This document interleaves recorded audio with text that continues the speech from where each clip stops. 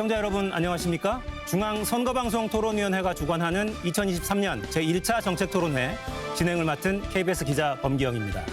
오늘 토론회는 정당법 제39조에 따라 각 정당의 정책을 알려드리기 위해 마련됐습니다. 토론회는 KBS 1텔레비전과 MBC를 통해 동시 생중계되고요. 중앙선거방송토론위원회 유튜브 그리고 네이버와 카카오TV를 통해서도 실시간으로 보실 수 있습니다. 아울러 청각장애인 여러분을 위해 복지TV에서 토론자별 1대1 수어 방송도 생중계되고 있음을 알려드립니다. 자, 먼저 오늘 각 정당을 대표해서 나와주신 토론자 6분을 소개해드리죠. 기본소득당에서는 오준호 공동대표가 나오셨습니다. 안녕하십니까. 기본소득당 공동대표 오준호입니다. 네, 시대전환 김태훈 최고위원입니다. 안녕하십니까. 두려움 없는 시대를 여는 정당 시대전환 김태훈입니다. 민생당 김정기 공동대표입니다. 민생당 대표 김정기입니다. 반갑습니다. 더불어민주당의 김영배 국회의원입니다. 안녕하세요. 더불어민주당의 김영배입니다. 정의당 류호정 원내대변인입니다. 안녕하십니까. 정의당 원내대변인 류호정입니다. 국민의힘 김병욱 원내부대표입니다. 네, 반갑습니다. 국민의힘 김병욱입니다.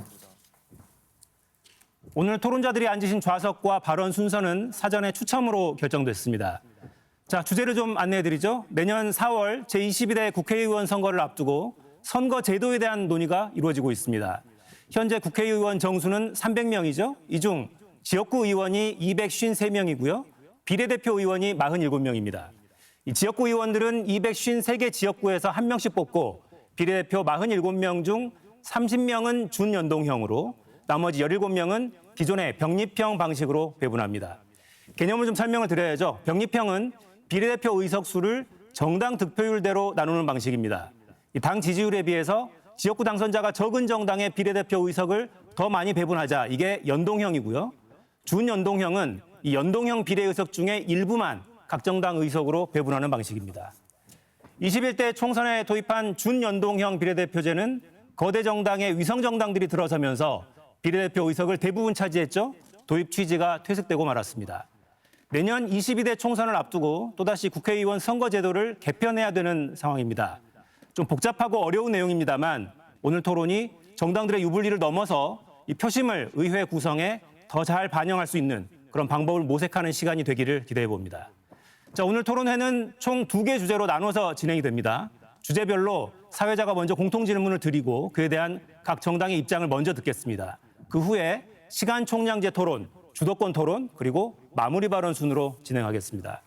이 주어진 발언 시간이 끝나면 마이크가 자동으로 꺼진다는 점 유념해 주시고요. 이 효율적인 진행을 위해서 사회자가 이 발언할 토론자를 지명할 수도 있다는 점도 미리 안내해 드립니다. 자, 본격적으로 토론 시작하죠. 첫 번째 주제는 국회의원 정수와 비례대표제 개편 방안입니다. 먼저 사회자 공통 질문 드리겠습니다. 내년 4월 국회의원 선거까지 이제 1년 정도 남았습니다. 선거구 획정위원회가 국회로 선거구 획정안을 보내야 하는 법정 기한도 지났는데요. 국회에서 선거제도 개편 논의가 제대로 진행되고 있지 않은 것 같습니다. 지난 21대 총선을 앞두고 각 정당의 득표율과 의석 점유율 간 격차를 조금이라도 줄이기 위해 준연동형 비례대표제가 도입됐습니다. 그러나 거대 정당들이 위성 정당을 만들면서 취지를 살리지 못했다는 비판이 있죠. 여야 모두 위성 정당이 출연하는 현재 준연동형 비례대표제를 개선해야 한다는 데는 공감하고 있는 것 같습니다. 국회의장 산하의 자문위원회가 제시한 개편안에는 이 비례대표 의원을 늘려서 국회의석을 350석으로 확대하는 방안도 있습니다. 국회의원 정수와 비례대표제를 어떻게 개편할 것인지 각 정당의 입장을 말씀해 주시기 바랍니다. 자, 그러면 첫 번째 답변은 기본소득당 오준호 공동대표 발언부터 들어보겠습니다. 1분입니다. 현행 선거제 시행 이후 49.9%의 표가 사표로 버려졌습니다. 국민의 정치적 의사가 제대로 반영되지 않는 선거제도는 공고한 양당 구조로 이어졌습니다. 이제는 바꿔야 합니다. 기본소득당은 선거제 개혁 방향으로 다음과 같이 제시를 합니다. 첫째, 비례의석을 확대하고 완전 연동형 비례제로 전환해야 합니다. 지역구대 비례의석이 1대1이 되는 것을 목표로 22대 총선에서는 1.5대 1 이상으로 만들어야 합니다. 둘째, 대표성 강화를 위해 의원 정수를 늘려야 합니다. 의원 1인이 대표하는 유권자 수를 OECD 기준으로 맞추려면 500명까지는 늘려야 합니다. 우선 지역구대 비례 의석을 260석 대 140석으로 늘리고 대신 의원의 세비는 줄이도록 합시다. 셋째, 정당 연합 명부제를 도입합시다. 정당 연합 명부제는 하나의 비례대표 명부로 각 정당이 연합해서 출마하는 것입니다. 이와 같은 방안으로 국민들을 만나겠습니다. 네. 자, 시간이 넘쳐서 일단 마이크가 꺼졌다는 점도 말씀드리고요. 자, 다음으로는 시대전환 김태훈 최고위원 발언 들어보겠습니다. 네, 저는 선거제도 개혁의 궁극적인 목적이 미래 세대가 대한민국에 대한 기대를 회복하는 것이라고 생각합니다. 의원 정수 확대 여부와 비례대표제 개편안은 이러한 목적을 달성하는 데 타당한지 여부를 따져봐야 할 것입니다.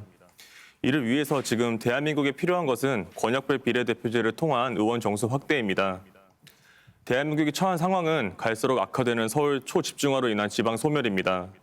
누구에게 태어났는지와 함께 어디에서 태어났는지에 따라 치러야 할 기회비용이 너무 차이가 납니다. 이에 권역 전체를 지역구로 삼아 지역 발전을 위해 땀 흘릴 입법, 정책 노동자를 확충할 필요가 있습니다. 아울러 선거구 획정에 대해 헌법재판소는 인구의 균형뿐만 아니라 여러 비인구적 요소를 고려할 수 있다고 판시했습니다. 교통사정, 생활권 등 비인구적 요소를 권역별 비례대표 수에 반영하는 개편안이 반드시 논의되고 필요할 것입니다. 네. 자, 다음으로는 민생당 김정기 공동대표 발언 들어보죠. 안녕하십니까. 민생당 대표 김정기입니다. 저는 국회의원 정수 관련 뉴스 댓글 일부를 소개하는 것으로 답변을 대신할까 합니다. 첫 번째입니다. 국회의원 정수는 200명으로 하는 것이 국민의 명령이다. 또한 국민 소환제 실시하여 일하지 않고 기준에 미달하면 언제든지 내쫓아야 한다. 두 번째입니다. 국민은 죽어가는데 일 하나 없는 국회의원 숫자만 늘리라고? 세 번째, 마지막입니다. 의원 수 확대 모든 국민이 반대한다. 국회의원 정수 줄이는데 매진해라. 세비 덜 받겠다고 셀프 인상하면 그만인데 또 국민을 속이려고. 이 걸음 우려 공감이 만여 개에 가깝습니다. 이상입니다. 감사합니다. 네. 자, 다음으로는 더불어민주당 김영배 의원 답변해 주시죠. 더불어민주당은 민의를 더 반영하고 국민을 닮은 정치를 만들기 위해서 비례대표의 확대를 꾸준하게 주장해 왔습니다. 이번 22대 총선을 앞두고는 권역별 준연동형 비례대표제를 확대하자는 제안을 드립니다. 특별히 최근에 발목 잡기 정쟁이 심해져서 국민들의 걱정이 큽니다. 국민의 73%가 정개특위의 설문조사에서 정치를 바꿔야 한다, 선거제도를 바꿔야 한다 이렇게 말씀하셨습니다. 다양한 민의는 결국 선거제도, 게임의 룰을 바꿈으로써 달성할 수 있다 이렇게 생각합니다. 이제는 자신들의 기득권을 내려놓고 정말 국민을 닮은 정치 제도를 만드는 데 앞장서야 할 시기가 왔다 이렇게 말씀을 드리면서 국회의원 정수 문제는 국민적 토론과 동의가 반드시 필요한 대목이기 때문에 국민과 함께 토론하면서 이 문제는 정리하는 게 옳겠다 이렇게 말씀을 드립니다. 네, 다음은 정의당 류호정 원내대변인 발언 들어보겠습니다. 네, 존경하는 시민 여러분, 선거제도 참 재미없으시죠? 맞습니다. 어렵고 복잡합니다. 정치하는 놈들이 권력을 어떻게 나누든 나랑 무슨 상관이야 싶으실 겁니다. 죄송합니다. 저희가 잘하지 못했습니다. 그래도 감히 말씀드립니다.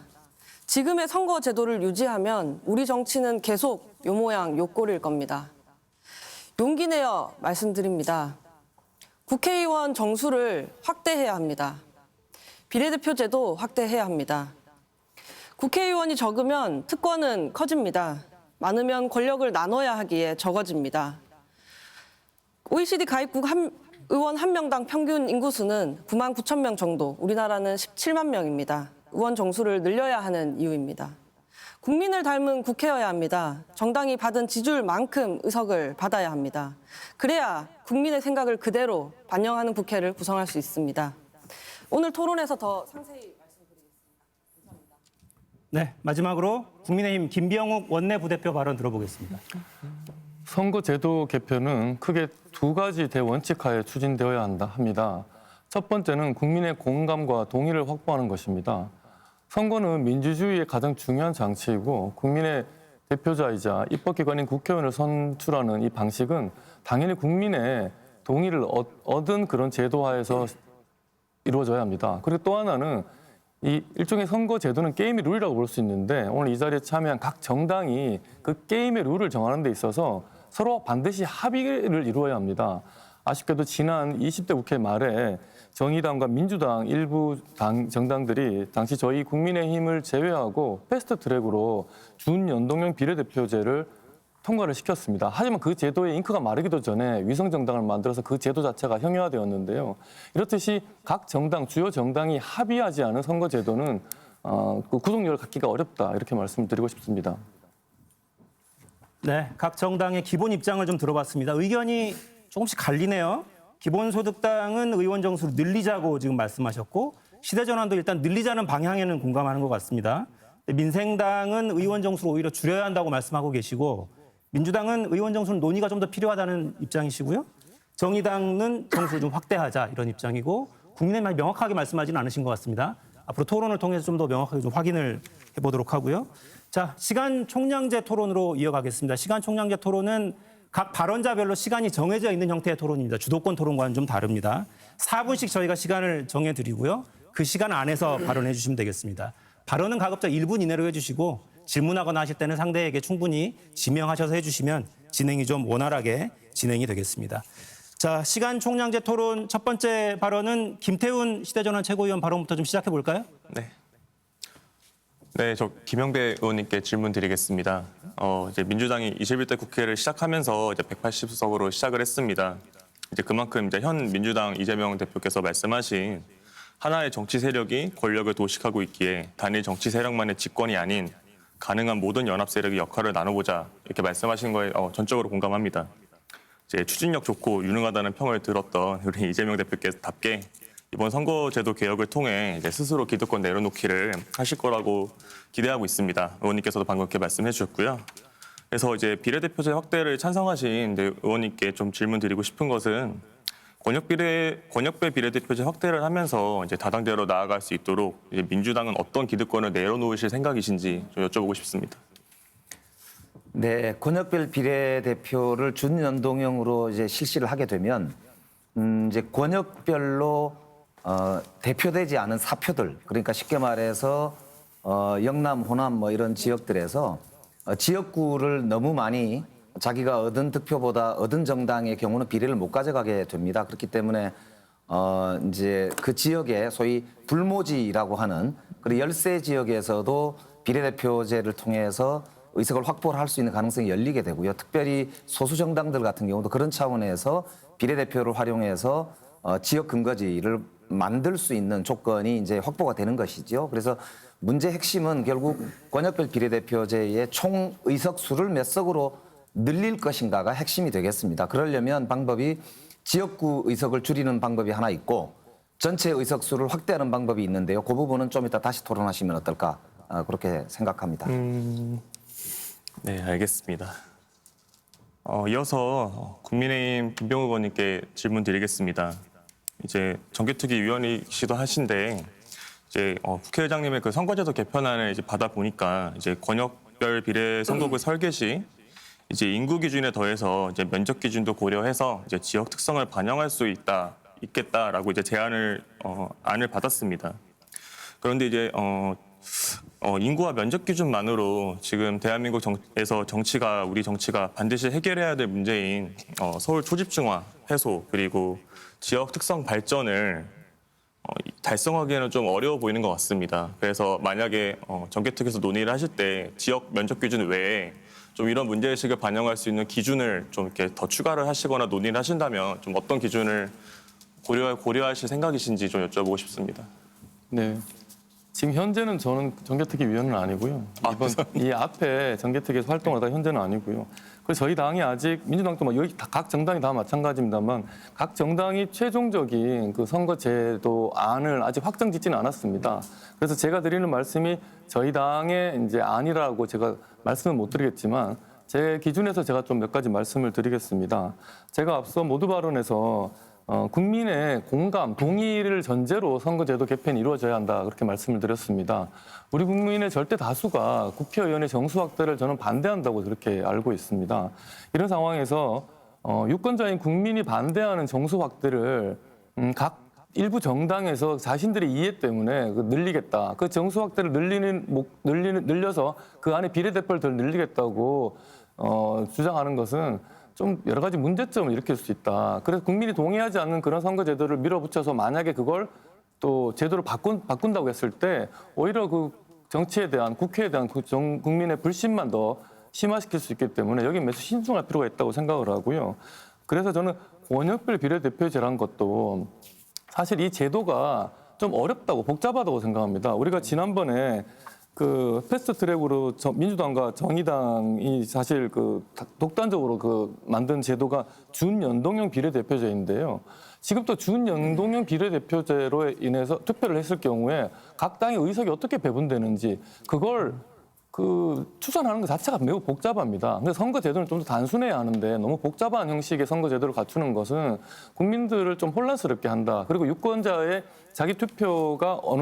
투표를 했을 때 정확하게 어떤 결과가 나타날지 예측을 못하게 하기 때문에 그런 면에서 좀 더 심플한 제도를 만들 필요가 있겠다고 생각하고요.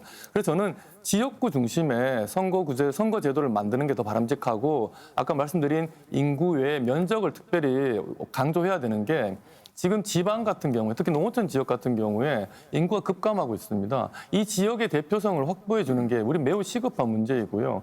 그래서 인구 외에 면적을 충분히 고려하는 그런 선거제도 개편을 충분히 논의를 할 필요가 있다고 생각합니다. 네, 자 시간 총량제 토론 형태인데 4분 중에 벌써 2분 20초 가량 사용하셨어요, 김병욱 의원은. 자 아직 발언 기회를 얻지 못하신 정의당 류호정 의원한테 발언 기회를 좀 드릴까요? 네, 국회의원 정수 관련해서 좀 이야기를 하고 싶습니다. 준연동형 비례대표제 말씀을 하셔서 국민의힘의 질의를 좀 하고 싶은데요.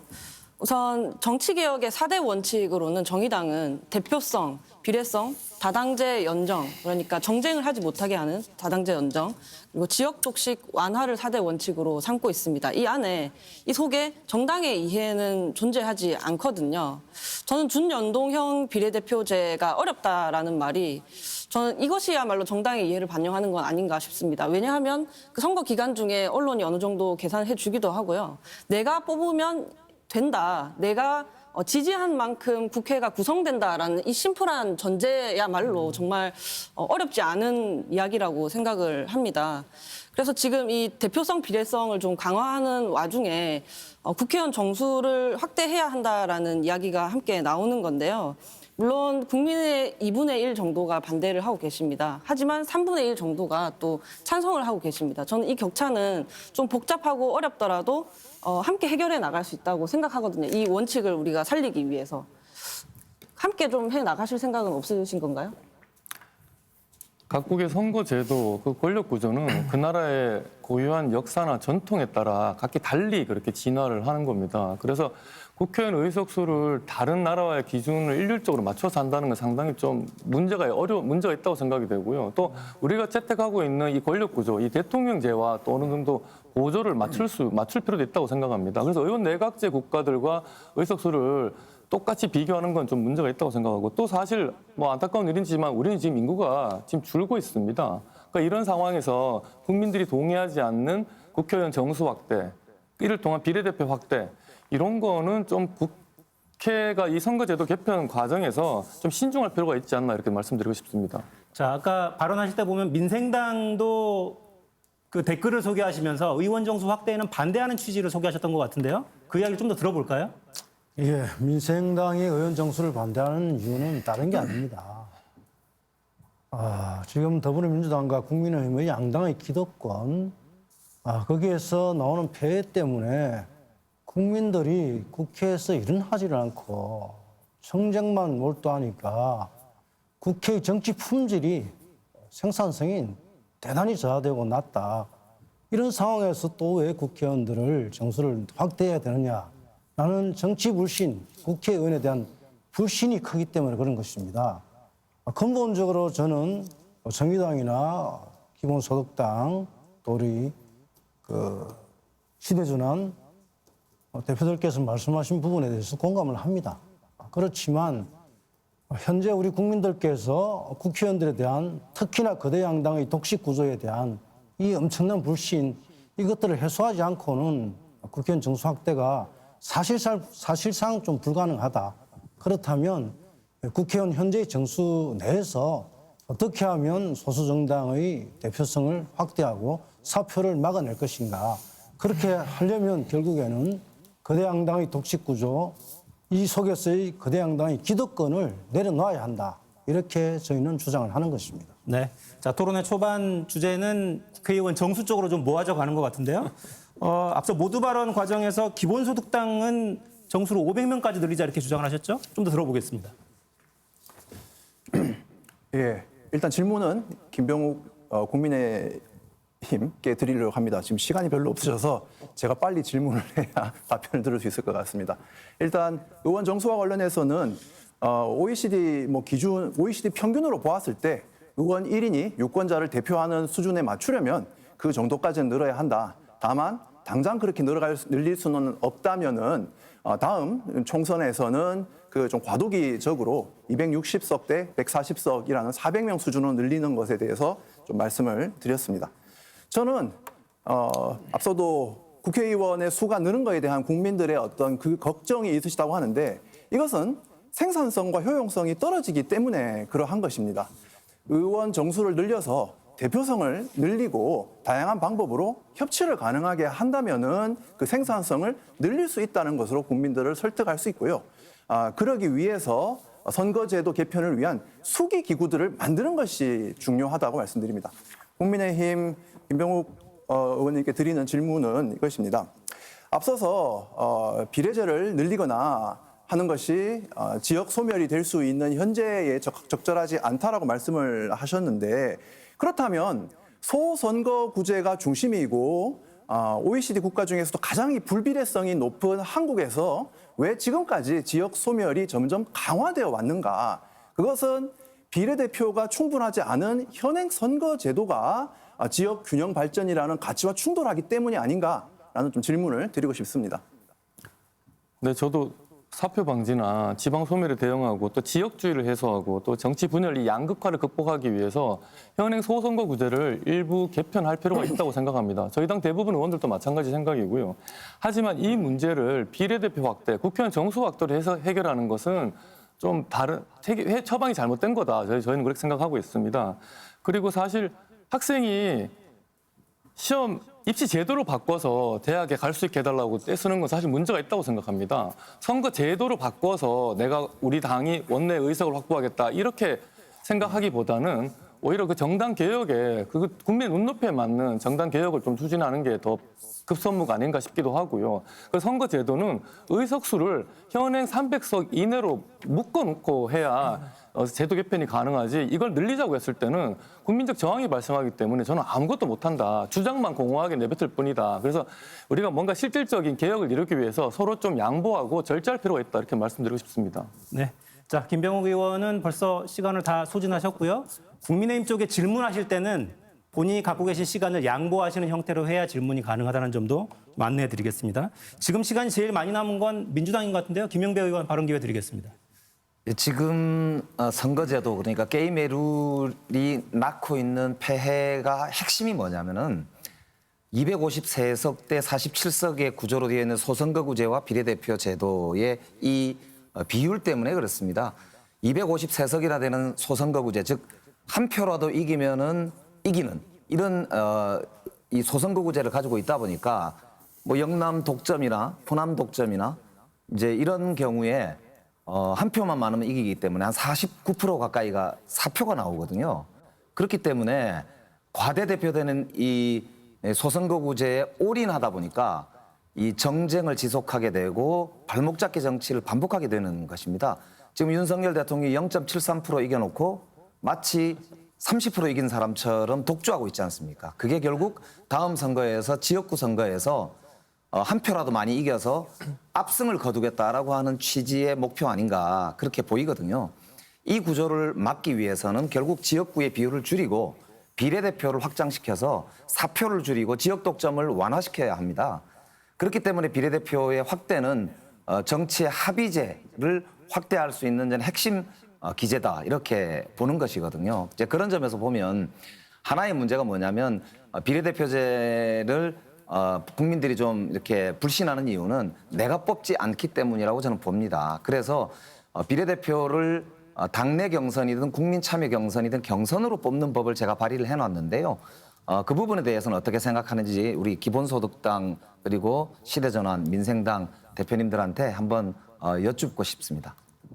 네, 민생당 김정기 공동대표 발언부터 들어볼까요? 예, 저는 뭐 우리 김영배 의원 안이 충분히 검토를 우리가 적극적으로 해볼 만한 안이다 이렇게 생각을 합니다.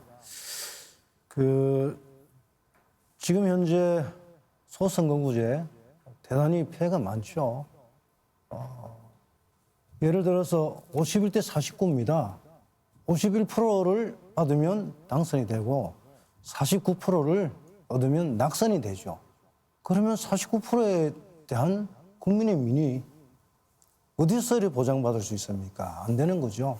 그래서 저는 그런 부분들에 대해서 오히려 권역별 비례대표 그리고 소선구 지역구를 좀 줄여서 중대 선거구제로 확대하면서 그리고 지역구는 줄이되 비례대표는 확대하는 즉 예를 들면 중앙선관위에서 제안했던 지역구 200석 비례대표 100석 이렇게 해서 국민들이 현재는 동의하지 않는 국회의원 정수를 확대하지 않으면서도 그러한 선거구제 개편 논의 충분히 가능하다. 비례대표 충분히 더 높일 수 있다. 이렇게 말씀을 드리고 싶습니다. 네.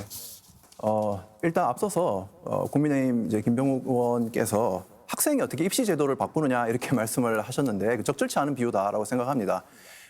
이 제도에 대해서 국민들의 수기를 모아서 진정 원하는 것이 어떤지 물어보는 과정을 거치자는 것이죠. 일방적으로 정치권에서 제도를 바꿔서 자신들의 이제 이해 득실만을 위해서 개혁을 하자는 것이 아니라는 점 한번 강조드리고 싶습니다.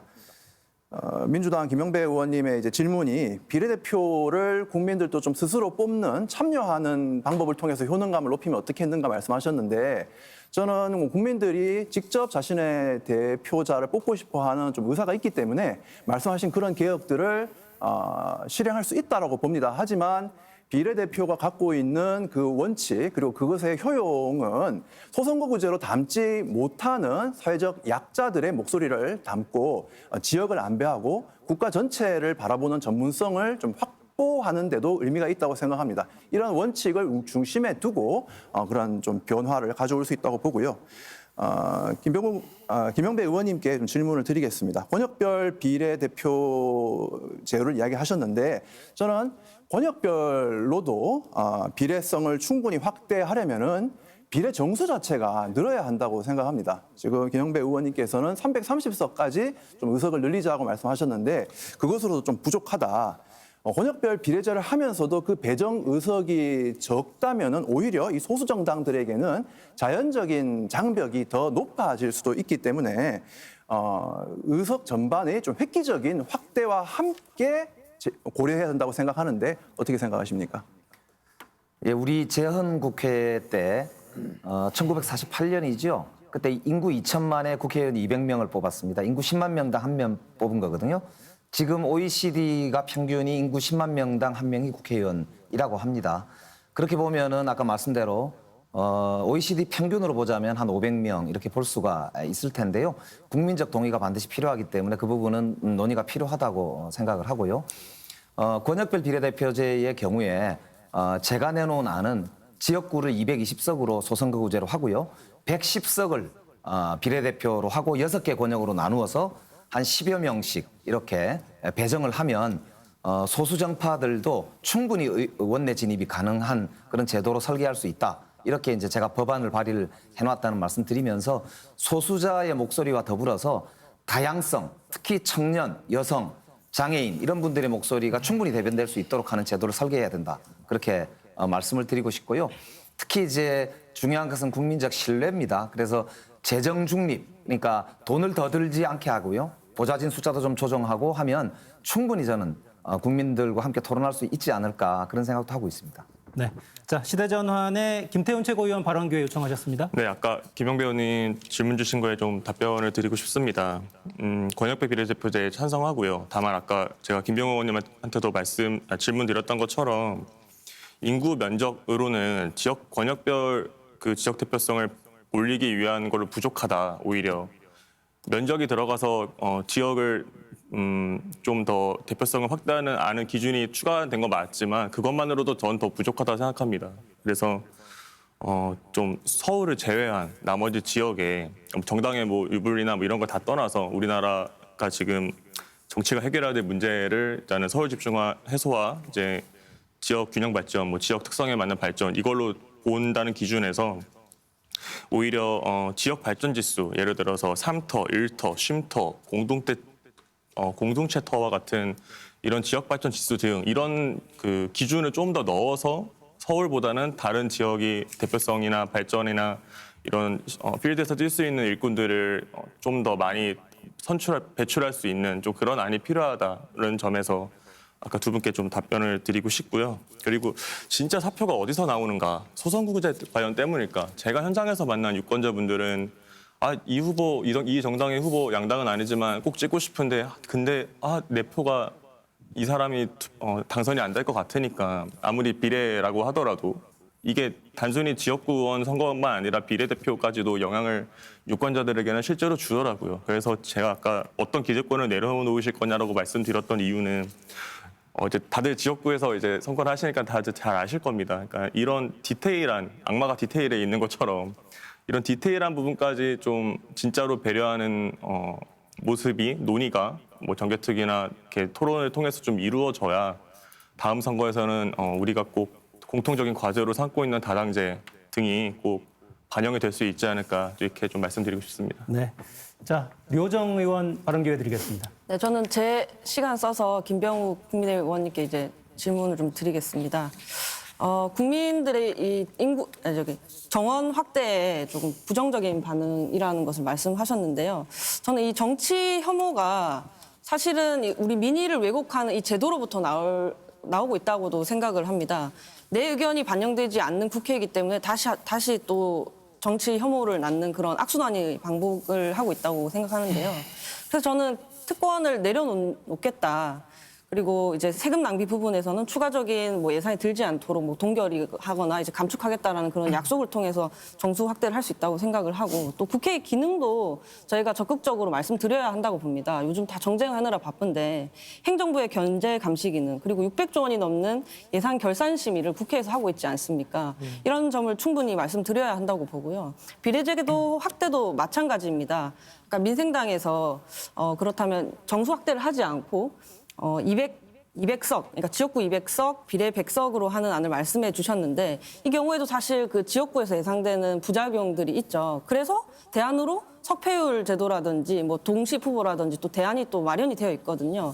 또한 비례대표 확대에 관해서 정당 공천을 불신하시기 때문에 시민들이 유권자 직접 선출이 필요하고 그러면 개방형 면부제를 또 도입을 할 수 있거든요. 이런 식으로 대안들이 이렇게 다 마련이 되어 있는데 좀 더 적극적으로 국민들과 소통하면서 비례성과 대표성을 확대해 나갈 그런 의사는 없으십니까? 네. 저도 지금 지역주의 성향의 양대 정당 중심에 그래서 다분히 좀 소모적이고 대립적인 우리 정당 정치, 의회 정치를 타파하기 위해서 3당, 4당이 안정적으로 원내 교섭단체를 이루는 이 정도의 그 다당제 구조를 만들 필요가 있다는 데 적극 동의합니다. 하지만 또 사공이 많으면 배가 산으로 간다고 하는데 지나치게 많은 정당이 원내 그 교섭단체를 이루고 이 군소정당이 난립해서 다양성도 좋지만 효율성이 확보되지 않는다면 그것도 문제라고 생각하고요. 그러면서 적절한 선에서 국회가 생산성을 담보할 수 있는 그런 선거 제도를 우리가 만들 필요가 있고요. 방금 류호정 의원님 말씀하신 대로 저도 석패율 제도, 이중 후보 등록제에 대해서는 매우 긍정적으로 생각합니다. 그래서 각 지역에서 호남 같으면 저희 국민의힘이 약세 지역인데 거기서 열심히 지역구에 도전을 하고 뭐 지역 주민들한테 서비스를 하신 분들 중에 가장 많은 득표를 한 분이 우리 당에 또 다시 비례대표로 들어오고 다시 그분이 다시 다음에 또 호남의 지역구로 출마하고 이러면서 그 지역의 지역주의를 완화할 수 있는 좋은 방안이라고 생각해서 이중 후보 등록제는 저는 추진할 필요가 있다고 생각합니다. 네, 자 김병욱 의원 발언으로 류호정 의원 시간까지 모두 소진이 됐고요. 자 김정기 공동대표께 발언 기회 드리겠습니다. 예.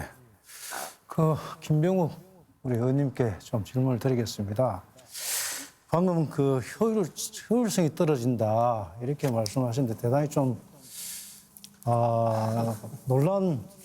놀랍습니다. 지금 시대적 추세가 다양성의 시대로 가고 있고 또 한 사람의 의견보다 두 사람이 또 여러 사람이 협치해서 가는 국가들, 나라들이 선진국들의 대부분입니다. 독일 같은 경우 그렇게 다당제를 하고 연립정부를 한다고 해서 효율성이 떨어지진 않죠. 그래서 저는 그러한 인식에 참 놀라움을 금할 수가 없다라는 말씀을 드리고요. 특히나 우리 윤석열 대통령께서도 사표 방지, 국회의 단순 다수 의사를 막는 현재의 소선거구제를 좀 극복하고 중대 선거구제를 좀 확대를 해야 되지 않느냐라는 것이 또 대통령께서도 말씀을 하셨는데 과연 그러면 국민의힘 특히 우리 김병욱 의원께서는 대통령의 말씀과 생각이 다르신 건지 한번 좀 질문을 드리고 싶습니다. 자, 윤석열 근데 지금 대통령 잠시만요. 네. 김정기 대표 발언 시간이 9초밖에 안 남아서 답변을 듣기에는 지나치게 짧은 시간인 것 같습니다. 예, 예. 오늘 토론 후반부에 주도권 토론 시간이 있으니까 알겠습니다. 그때 좀 의견을 나누시는 걸로 하고요. 네. 지금 시간이 제일 많이 남은 게 오준호 대표 시간이 많이 남아서 발언 기회를 드리겠습니다. 네, 저도 김병욱 의원께서 여러 정당들이 원내에 진입하면 효율성이 떨어진다고 하는데 그렇다면 원내에 9개, 10개씩의 정당들이 있는 북유럽 복지국가들은 효율성이 그렇게 떨어져서 복지국가를 만드는 것인가? 라는 좀 질문을 드리고 싶고 오히려 그렇기에 이 정당들이 제도적으로 연합해서 정책 간 연합을 통해 국민들에게 다양한 선택지를 드리는 것이 필요합니다. 그래서 저는 정당 간 연합의 제도화, 선거 연합 정당의 제도화를 좀 주장하고 싶습니다.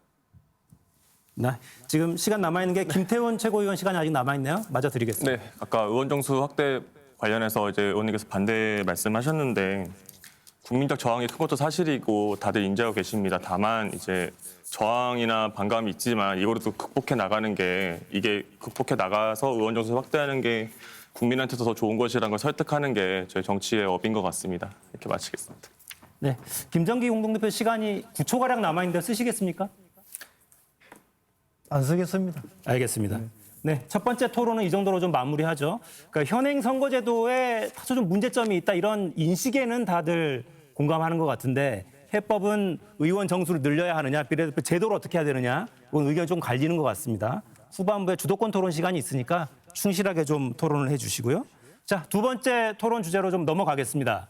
두 번째 주제는 국회의원 지역 선거구제 개편 방안입니다. 진행 방식은 첫 번째 주제와 같습니다. 저희가 공통 질문부터 드리겠습니다. 자, 최근 정치개혁 논의는 주로 선거구제 개편에 초점이 맞춰져 있습니다. 현재 소선거구제는 가장 많은 득표를 얻은 한 명만 선출되기 때문에 사표가 많이 발생하고 거대 양당 후보가 아니면 당선이 어렵습니다. 그에 따라 새로운 정치 세력의 등장은 기대하기가 어렵고 특정 지역에서 특정 정당이 거의 모든 의석을 차지하는 문제를 극복하기 어렵다는 지적도 있습니다.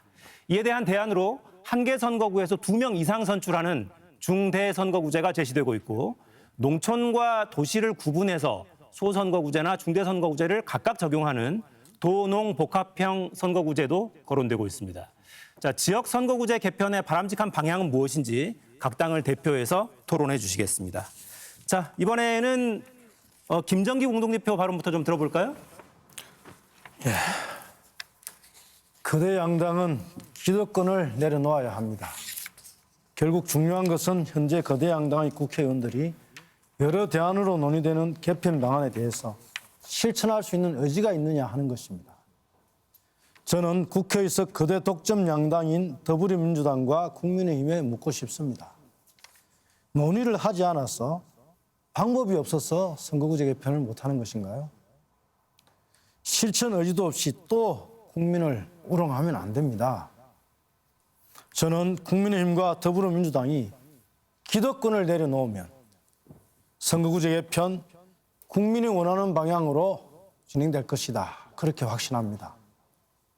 더불어민주당, 국민의힘 기득권을 좀 내려놓으십시오. 감사합니다. 네. 자, 다음으로 김영배 민주당 의원 발언 들어보겠습니다. 우리 국민들은 87년 6월 항쟁을 통해서 내 손으로 대통령을 이라고 하는 구호로 민주화를 달성했습니다.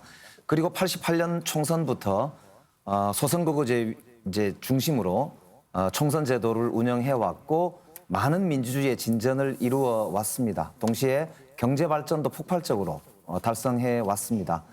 그런데 요즘은 정말 선진국으로 진입하려면 이 단순 다수제 위주로 되어 있는 대통령제와 총선 제도만 가지고는 다양성 있는, 그래서 창조력을 극대화시키는데 매우 한계가 있다는 점을 모두가 절감하고 있습니다. 이제 남은 문제는 우리가 정말 기득권을 내려놓고 국가의 미래를 생각하는 그런 자세가 필요할 때라고 봅니다. 지금은 소선거구제 자체가 문제라기보다는 비율이 문제입니다. 그래서 저는 2대1 소선거구제 200석 100석 혹은 220석 110석 이렇게 된 소선거구제와 연동형 비례제를 제안드립니다. 네. 자, 다음으로는 정의당 류호정 원내대변인 발언 들어보겠습니다. 네, 존경하는 시민 여러분, 중대선거구제라는 말을 꽤 들어보셨을 겁니다. 올해 초 대통령이 한 언론사와의 인터뷰에서 언급을 했기 때문인데요. 중대선거구제는 한 선거구에서 여러 명의 국회의원을 선출하는 제도입니다. 1등만 당선하는 지금과 달리 소수의 목소리도 국회 담장을 넘을 수 있게 하는 좋은 제도라고 생각합니다. 단지 대통령의 진위가 무엇인지 잘 모르겠습니다. 그 뒤로는 제도에 관한 어떤 언급도 없기 때문입니다. 정당은 셈이 복잡해졌습니다. 국민의힘은 대통령의 언급에도 불구하고 당론을 모으지 않고요. 민주당은 영남과 수도권의 이해관계가 많이 다른 모양입니다.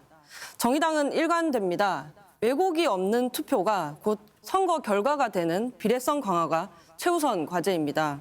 그 전제 아래 중대선거구제 역시 우리가 시도할 수 있는 개혁 방안입니다. 오늘 토론에서 각 당의 입장을 충분히 듣도록 하겠습니다. 네. 다음으로는 국민의힘 김병욱 원내부대표 발언 들어보겠습니다.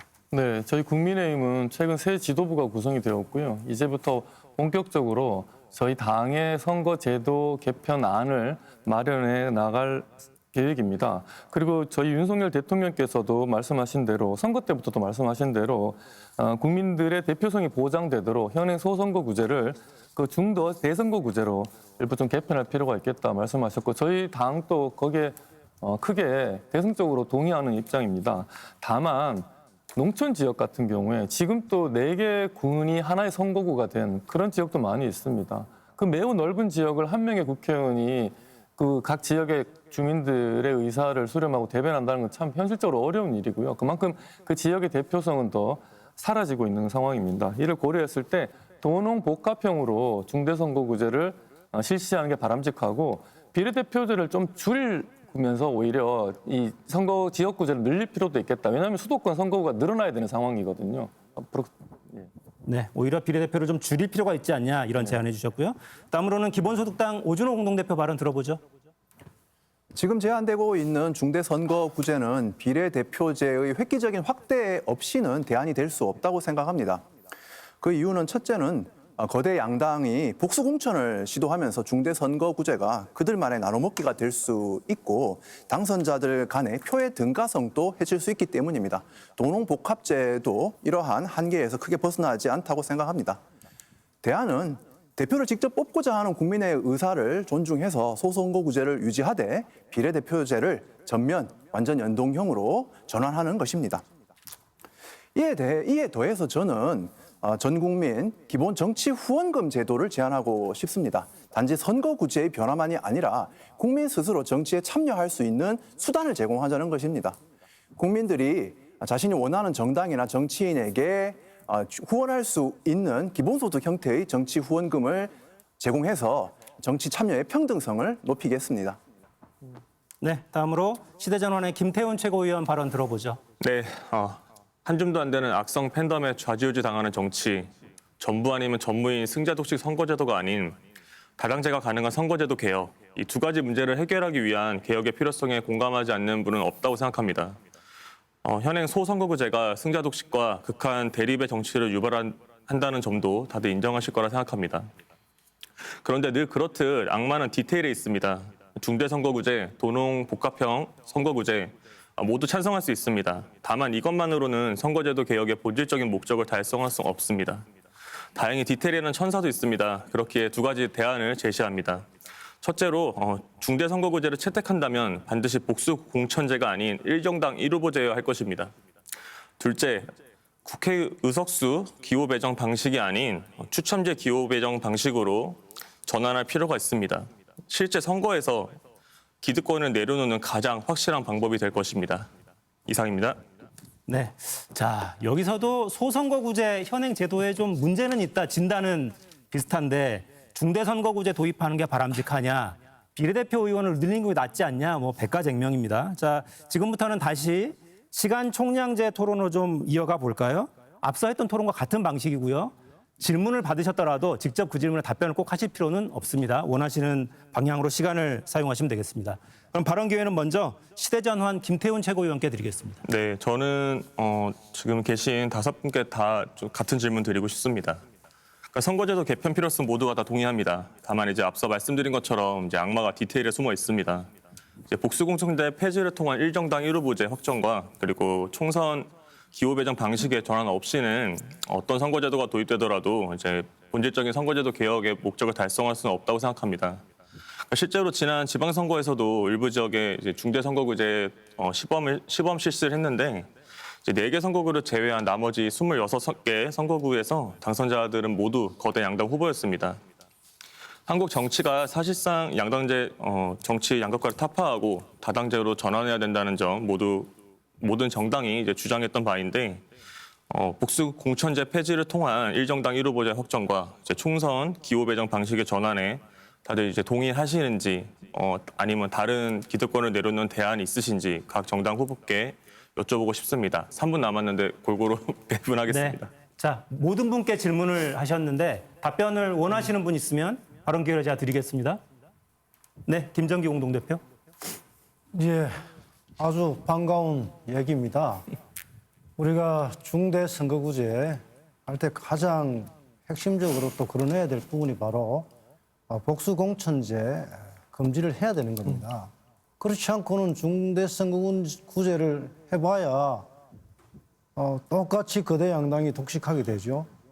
뭐 이번에 시범 실시했다고 하지만 사실 시범 실시가 아닙니다. 오래전부터 지방선거에서는 기초의원들 같은 경우는 2인에서 4인까지 늘 하고 있죠.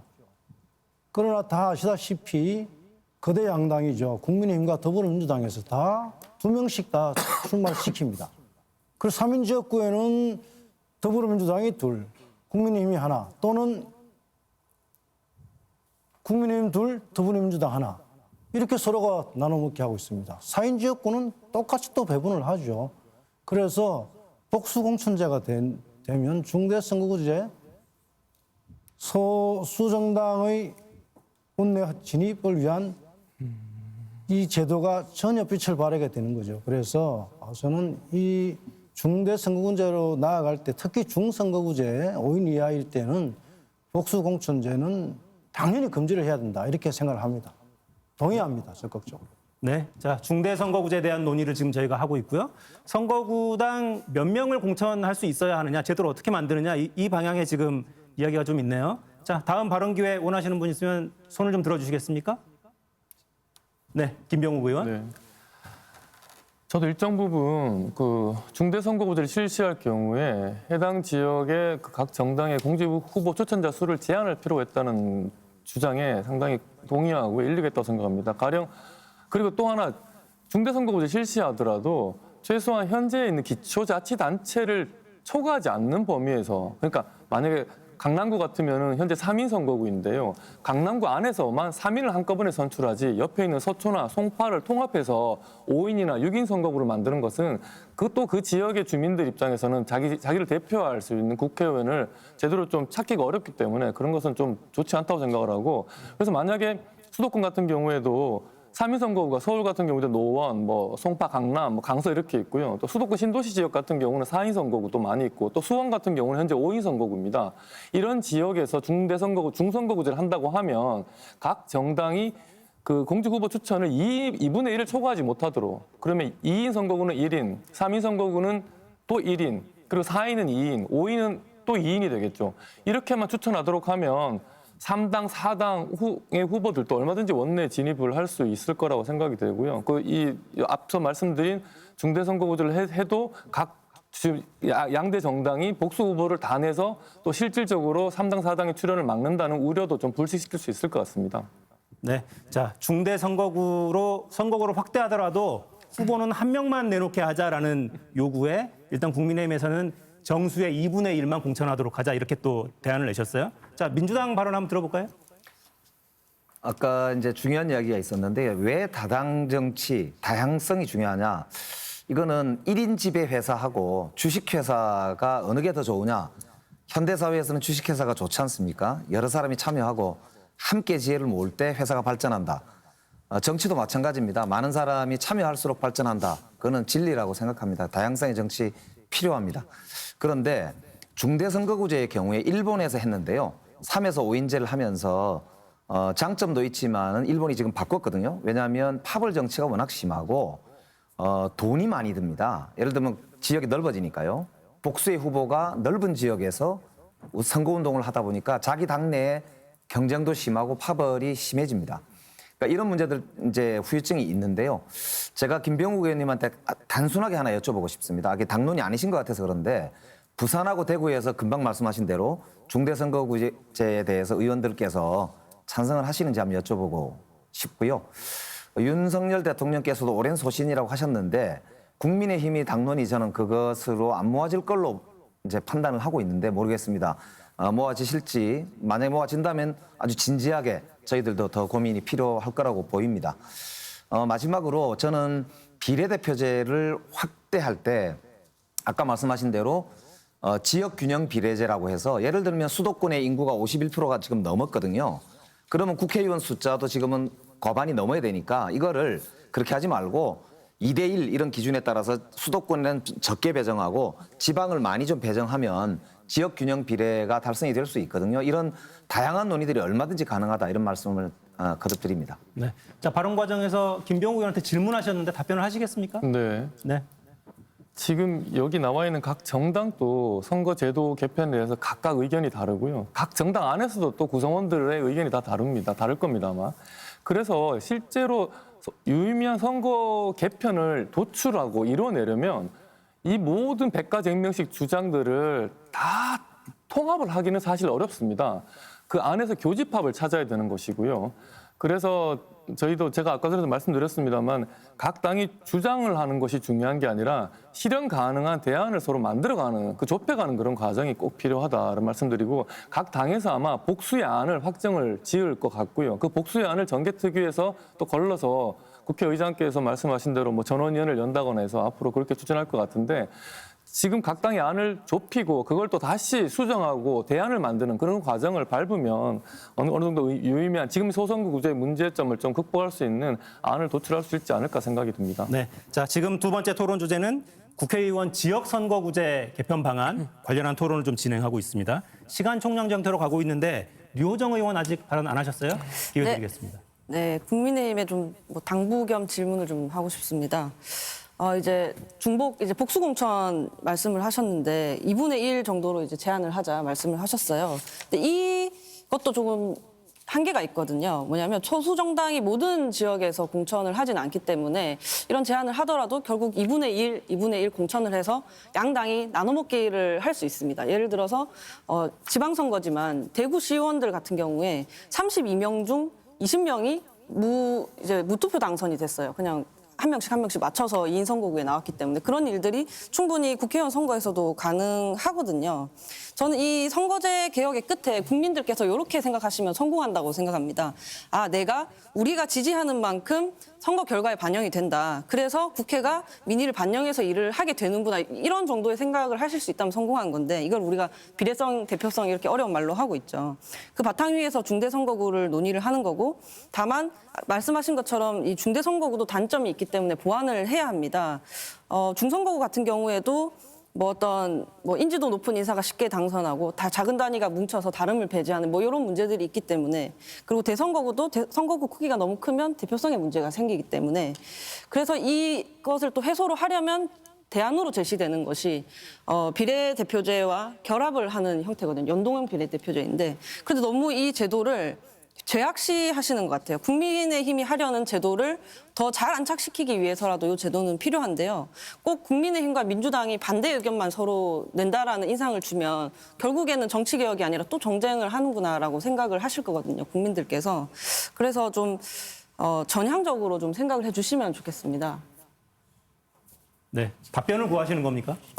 뭐 지금 비례 질문은 이제 지나왔기 때문에 조금 당부를 좀 드리고 싶습니다. 자, 국회의원 지역선거구제 관련한 토론을 하고 있다는 점 다시 한번 좀 상기를 드리고요. 자, 오준호 공동대표가 아직 발언 안 하셨네요. 시간 총량제에서 기회 드리겠습니다. 네. 복수공천 부분에 대해서는 금지되는 것이 이제 맞다. 하지만 뭐 이에 대해서 이것이 이제 위헌 소지가 있느냐라는 뭐 논란도 있어서 근본적인 대안은 비례대표제를 충분히 이제 확대하는 것이다라고 생각을 합니다. 중대선거구제는 앞서서 지적된 것처럼 거대 양당의 나눠먹기도 있고 또 하나 이제 중요한 것이 지지율이 다른 여러 후보들이 함께 당선됐을 때의 표의 등가성 문제는 어떻게 할 것이며 또 이런 문제를 해소하기 위해서 선거구를 무한정 크게 만들 경우에 지역 대표성에 문제도 생기기 때문입니다. 그래서 비례대표의 확대라는 원칙 하에서 중대선거구제에 대한 논의를 이어가는 것이 맞다고 봅니다. 민주당과 정의당에 하나씩 좀 질문을 드리고 싶은데 민주당께는 민주당과 국민의힘이 선거제도에서 뭐 여러 측면에서 쟁점이 있는데 도농복합제, 도농복합형 선거구제에 대해서는 또 상당히 의견이 모여지는 것 같습니다. 그러나 뭐 기본소득당의 입장에서 도농복합형 중대선거구제라는 것도 사실 중대선거구제가 갖고 있는 여러 문제들을 되풀이하는 위험이 있고 지역 소멸에 대한 대안으로서는 역시 비례대표를 확대하면서 이 속에 다양한 지역의 안배를 포함시키는 것이 옳은 방향이라고 생각합니다. 이에 대해서 어떻게 생각하시는지 좀 듣고 싶고요. 그리고 이제 정의당 유호정 의원께는 정의당의 이은주 의원께서 앞서서 비례대표제를 확대하고 연동형으로 전환하는 제안을 하셨습니다. 그런 점의 방향에 기본적으로 옳다고 생각하는데 그런 방향이 실현되면서 소수 정당에게도 더 많은 기회가 생기려고 하면 현재 이 소수 정당이 원내 진입하는데 장벽이 되고 있는 이 봉쇄 조항, 최소 득표 조항이라고 하는 이 3% 조항의 폐지 내지는 매우 낮은 수준으로 감경하는 것이 매우 필요하다고 봅니다. 정의당보다 좀 더 작은 소수 정당이나 원외 정당에게는 이 봉쇄 조항이 매우 큰 좀 위협이 되는데 이것을 폐지하는 입장을 내실 생각은 없는지 좀 묻고 싶습니다. 네, 먼저 민주당 입장부터 들어볼까요? 중대선거구제 특히 도농복합제의 경우는 비례성을 좀 증가시킨다라고 하는 장점은 있습니다. 그러나 이것도 말씀하신 대로 권역별로 비례대표의 비율, 숫자를 확대하는 것을 전제로 해야만 의미 있는 토론이 됩니다. 그렇지 않다면은 또다시 양당의 기득권을 강화시키는 방향으로 그리고 오히려 정치 비용이 증가하는 방향으로 결론 날 것이기 때문에 그러하고요. 특히 이제 서울과 부산, 대구 등 특광역시의 중대선거구제에 대한 토론에 대해서는 저는 뭐 토론 자체는 찬성을 한다는 말씀을 드립니다. 다만 아까 말씀드린 대로 민주당의 의견 중에 핵심은 권역별 비례대표제의 숫자를 확대하자. 그걸 전제로 논의가 가능하다는 점으로 말씀드립니다. 네, 자, 정의당에는 봉쇄 조항 관련 입장을 물으셨죠? 답변하시겠습니까? 네, 정의당이 이 원내 소수 정당으로서 그런 부분을 충분히 반영을 해야 한다고 생각을 하는데요. 일을 해보면 저희가 교섭단체와 비교섭단체 간의 격차가 상당히 크고요. 그 활동을 알리는 것에 대해서도 마찬가지죠. 원내와 비원내 정당의 격차도 상당합니다. 본인들의 정책을 알리는 것이 쉽지 않은 환경에서 그 가운데에서 1%를 얻었다라는 건 전 훨씬 대단한 일이라고 생각을 하거든요. 그렇기 때문에 저희 아까 말씀드렸던 정치개혁의 그 4대 원칙 하에서 이런 봉쇄 조항을 낮추는 것 또한 저는 논의 가능하다고 생각하고 있습니다. 네, 봉쇄 조항 논의 가능성도 열어두신 답변까지 들었습니다. 자, 4분씩 저희가 시간을 드리고 있는데 김태훈 최고위원이 아직 시간이 많이 남아 있습니다. 기회 드리겠습니다. 일단은 김영배 의원님께 좀 이렇게 질문드리고 싶습니다. 이제 법안 내신 것도 제가 봤고요. 그 권역별 비례대표제 이제 하시는 법안 봤습니다. 그래서 공감이 많이 되었는데 이거 좀 여쭤보고 싶은데 그런 그러니까 지금 우리 한국에 겪고 있는 그러니까 정당을 뭐 다 떠나서 유불리를 떠나서 한국 정치가 해결되고 겪고 있는 그 문제 의식은 제가 아까 말씀드린 것처럼 이제 서울 집중화 해소와 이제 지역 균형 발전 또 지역 특성에 맞는 발전이라고 생각하는데 권역별 비례대표제를 이제 강화를 말씀하신 것도 제 생각에는 이제 그런 마음에서 서울이 지역구이시지만 그런 마음에서 하신 거라 생각합니다. 근데 이러한 논의들이 당 내에서 좀 어떻게 이게 좀 민감할 수 있지만 어떻게 좀 중지들이 모아져 가는지 좀 공감되는 데 어떻게 되시는지 좀 여쭤보고 싶습니다. 네. 내일 더불어민주당과 국민의힘이 다 의원총회가 있습니다. 특히 민주당은 내일 안건 자체가 이 선거제도 개편 관련된 안건으로 의총이 준비가 되어 있고요.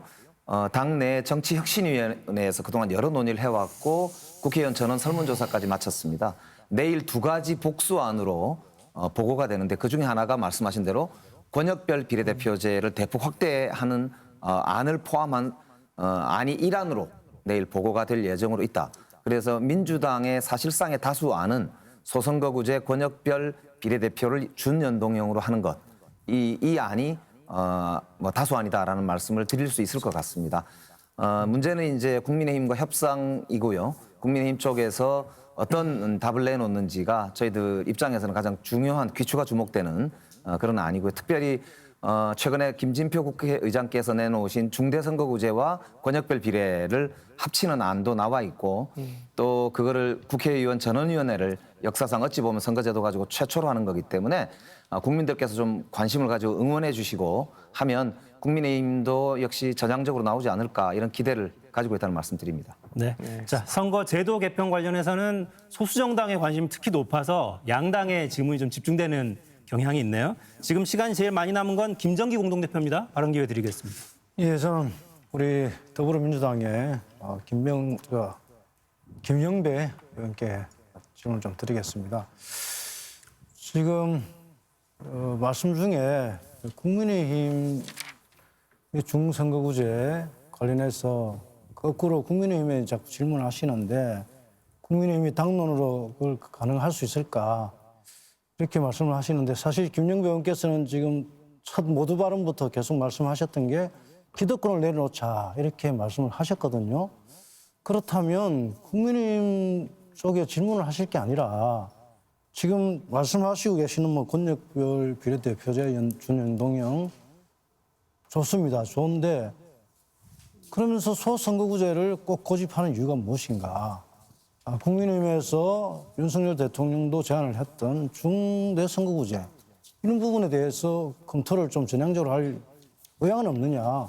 즉 국민의힘이 기득권을 좀 내려놓고 그렇다면 민주당도 기득권을 좀 내려놓고 이것을 전향적으로 검토를 해보겠다.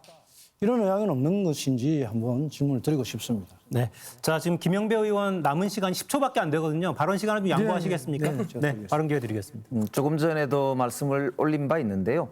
권역별 비례대표제를 준연동형으로 숫자 자체를 확대하는 걸 전제로 도농복합제도 특히 서울시를 비롯한 특광역시, 부산, 대구, 광주 등을 포함한 특광역시의 중대선거구제죠. 그러니까 도농복합제를 검토할 수도 있다. 논의해보자라는 말씀을 드렸습니다. 그래서 그 실제 비례대표 확대가 어느 정도 되는지에 따라서 저는 충분히 우리 당내에서도 논의가 가능하도록 준비를 하고 있다는 말씀 드립니다.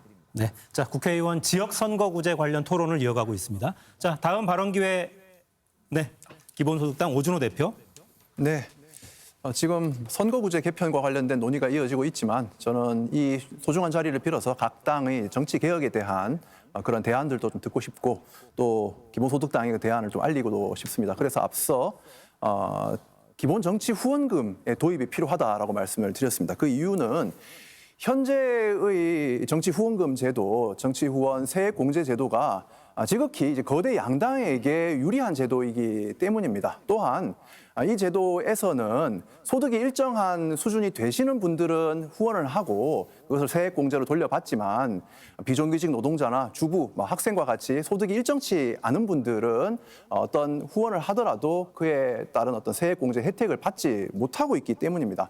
이것은 1인 1표라고 하는 좀 등가성의 원칙에도 어긋난다고 보는데요. 민주당께 제 시간을 조금 드리겠습니다. 그래서 현재의 이러한 정치자금 세액공제 제도의 문제점을, 차별적인 문제점을 알고 계시는지, 전 국민들이 정치 후원에 좀 평등한 권리를 누릴 수 있는 제도 개혁에 대해서 어떻게 생각하시는지 좀 묻고 싶습니다.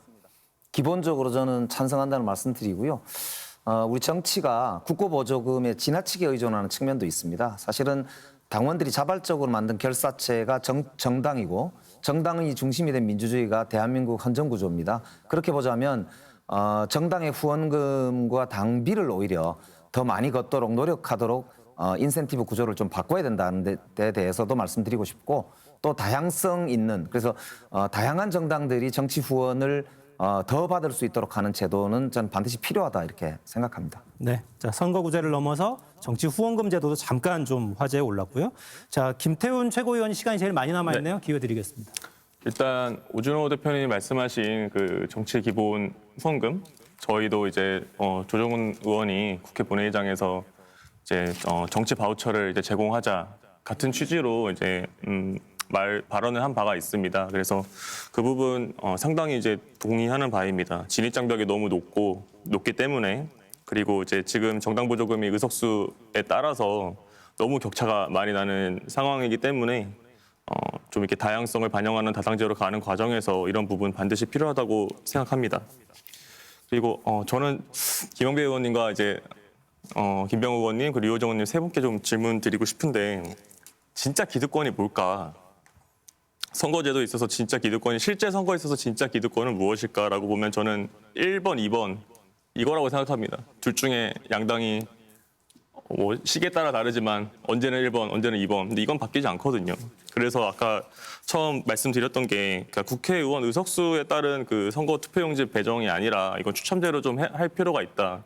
그래야 유권자들이 더 알아보고 더 탐구하고 어떤 후보인지 알아볼 것이다 이렇게 생각하는데, 이 부분에 대해서 어떻게 생각하시는지 답변을 좀 듣고 싶습니다. 네, 투표 용지에 기호를 어떻게 표시하느냐, 이걸 추첨으로 바꾸자 이런 맞습니다. 제안이시고요. 자 여당 이야기부터 들어볼까요? 김병욱 의원께 발언 기회를 먼저 드리겠습니다.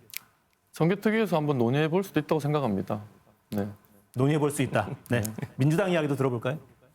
제가 시간이 발언 시간을 양보하시겠습니까? 네, 양보하겠습니다. 네.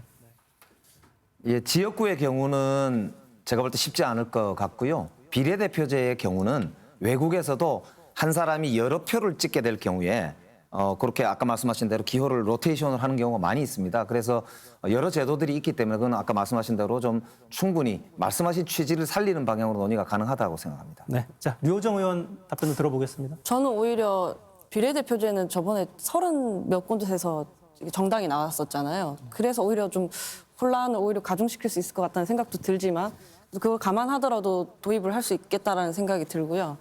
지역구 같은 경우에도 마찬가지로 뭐 조금 더 아마 정책을 좀 더 읽어보는 기회가 되지 않을까, 이렇게 섞어놓으면 찾아서 가야 되니까요. 그래서 충분히 논의할 수 있다고 생각합니다. 네, 자 지금 토론 주제는 지역구 선거구제 관련한 토론이라는 점 다시 한번 양지 드리고요.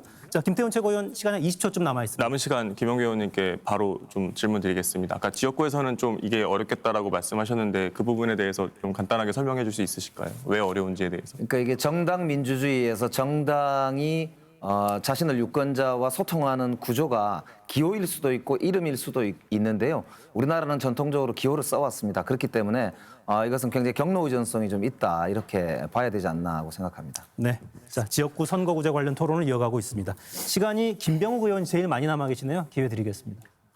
지금 저희 국민의힘과 민생당을 제외하고 민주당을 비롯한 다른 정당이 지금 선거제도 개편을 논의하고 있는데 그 안에는 국회의원 정수를 확대를 하는 경우를 놓고 지금 다들 말씀을 하고 계신 겁니다.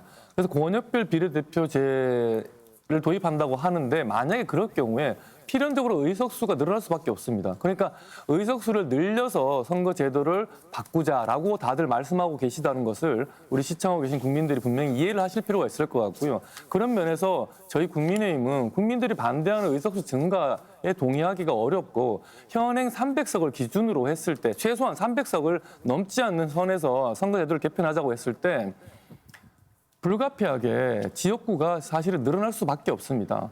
왜냐하면 수도권에 인구가 집중이 되어서 분구가 예상이 되어 있거든요. 현재 253개 지역구 중에 수도권이 현재는 121석인데 앞으로 이게 127석, 8석까지 늘어날 수 있습니다. 그런데 이 수도권 의석을 늘리지 않으면 인구 편차 2대1 기준을 적용했을 경우에 지방의 의석을 줄여야 되는 일이 나타납니다. 필연적으로.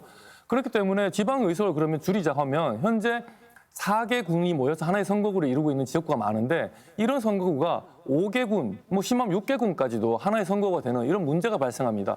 이런 선거구를 만드는 게 문제가 있다는 것은 비단 저희 국민의힘뿐만 아니라 여기 계신 대부분의 정당도 이해를 같이 하고 있을 겁니다. 그래서 국회의원 의석수를 300석을 유지를 한 채 선거제도를 개편하는 방법은 지역구를 늘리고 비례대표를 줄일 수밖에 없다는 것을 다시 한번 네, 지역구 의석을 늘려야 한다라는 주장을 다시 한번 해주셨고요. 자, 류호정 의원 발언 좀 들어볼까요?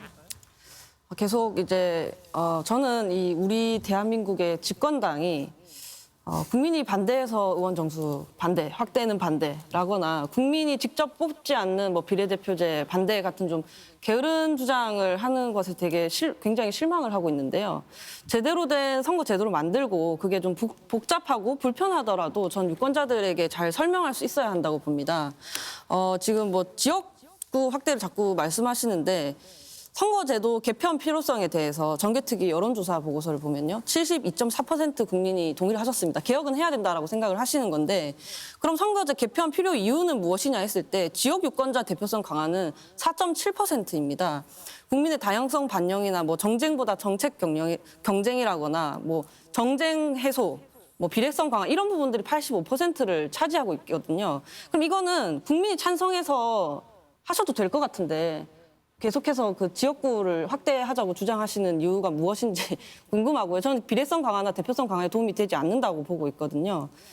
네, 그 비례제를 좀 죄악시하지 않으셨으면 좋겠습니다. 네, 자, 지금 시간 총량제 토론에서는 류호정 의원도 시간을 다 사용하셔서 잠시 후에 주도권 토론 시간이 또 있습니다. 그때 충분히 토론하실 기회가 있을 것 같고요. 자, 대부분 다 사용하셨고 김정기 대표만 1분쯤 남아 있습니다. 시간 드리겠습니다. 예, 저는 우리 국민의힘의 김병욱 의원께 질문을 좀 드리겠습니다. 뭐 아까 말씀하신 효율이 떨어진다는 부분은 제가 좀 실수한 발언이다라고 저는 좀 생각을 하고 싶고요. 뭐 그렇게 생각하시죠?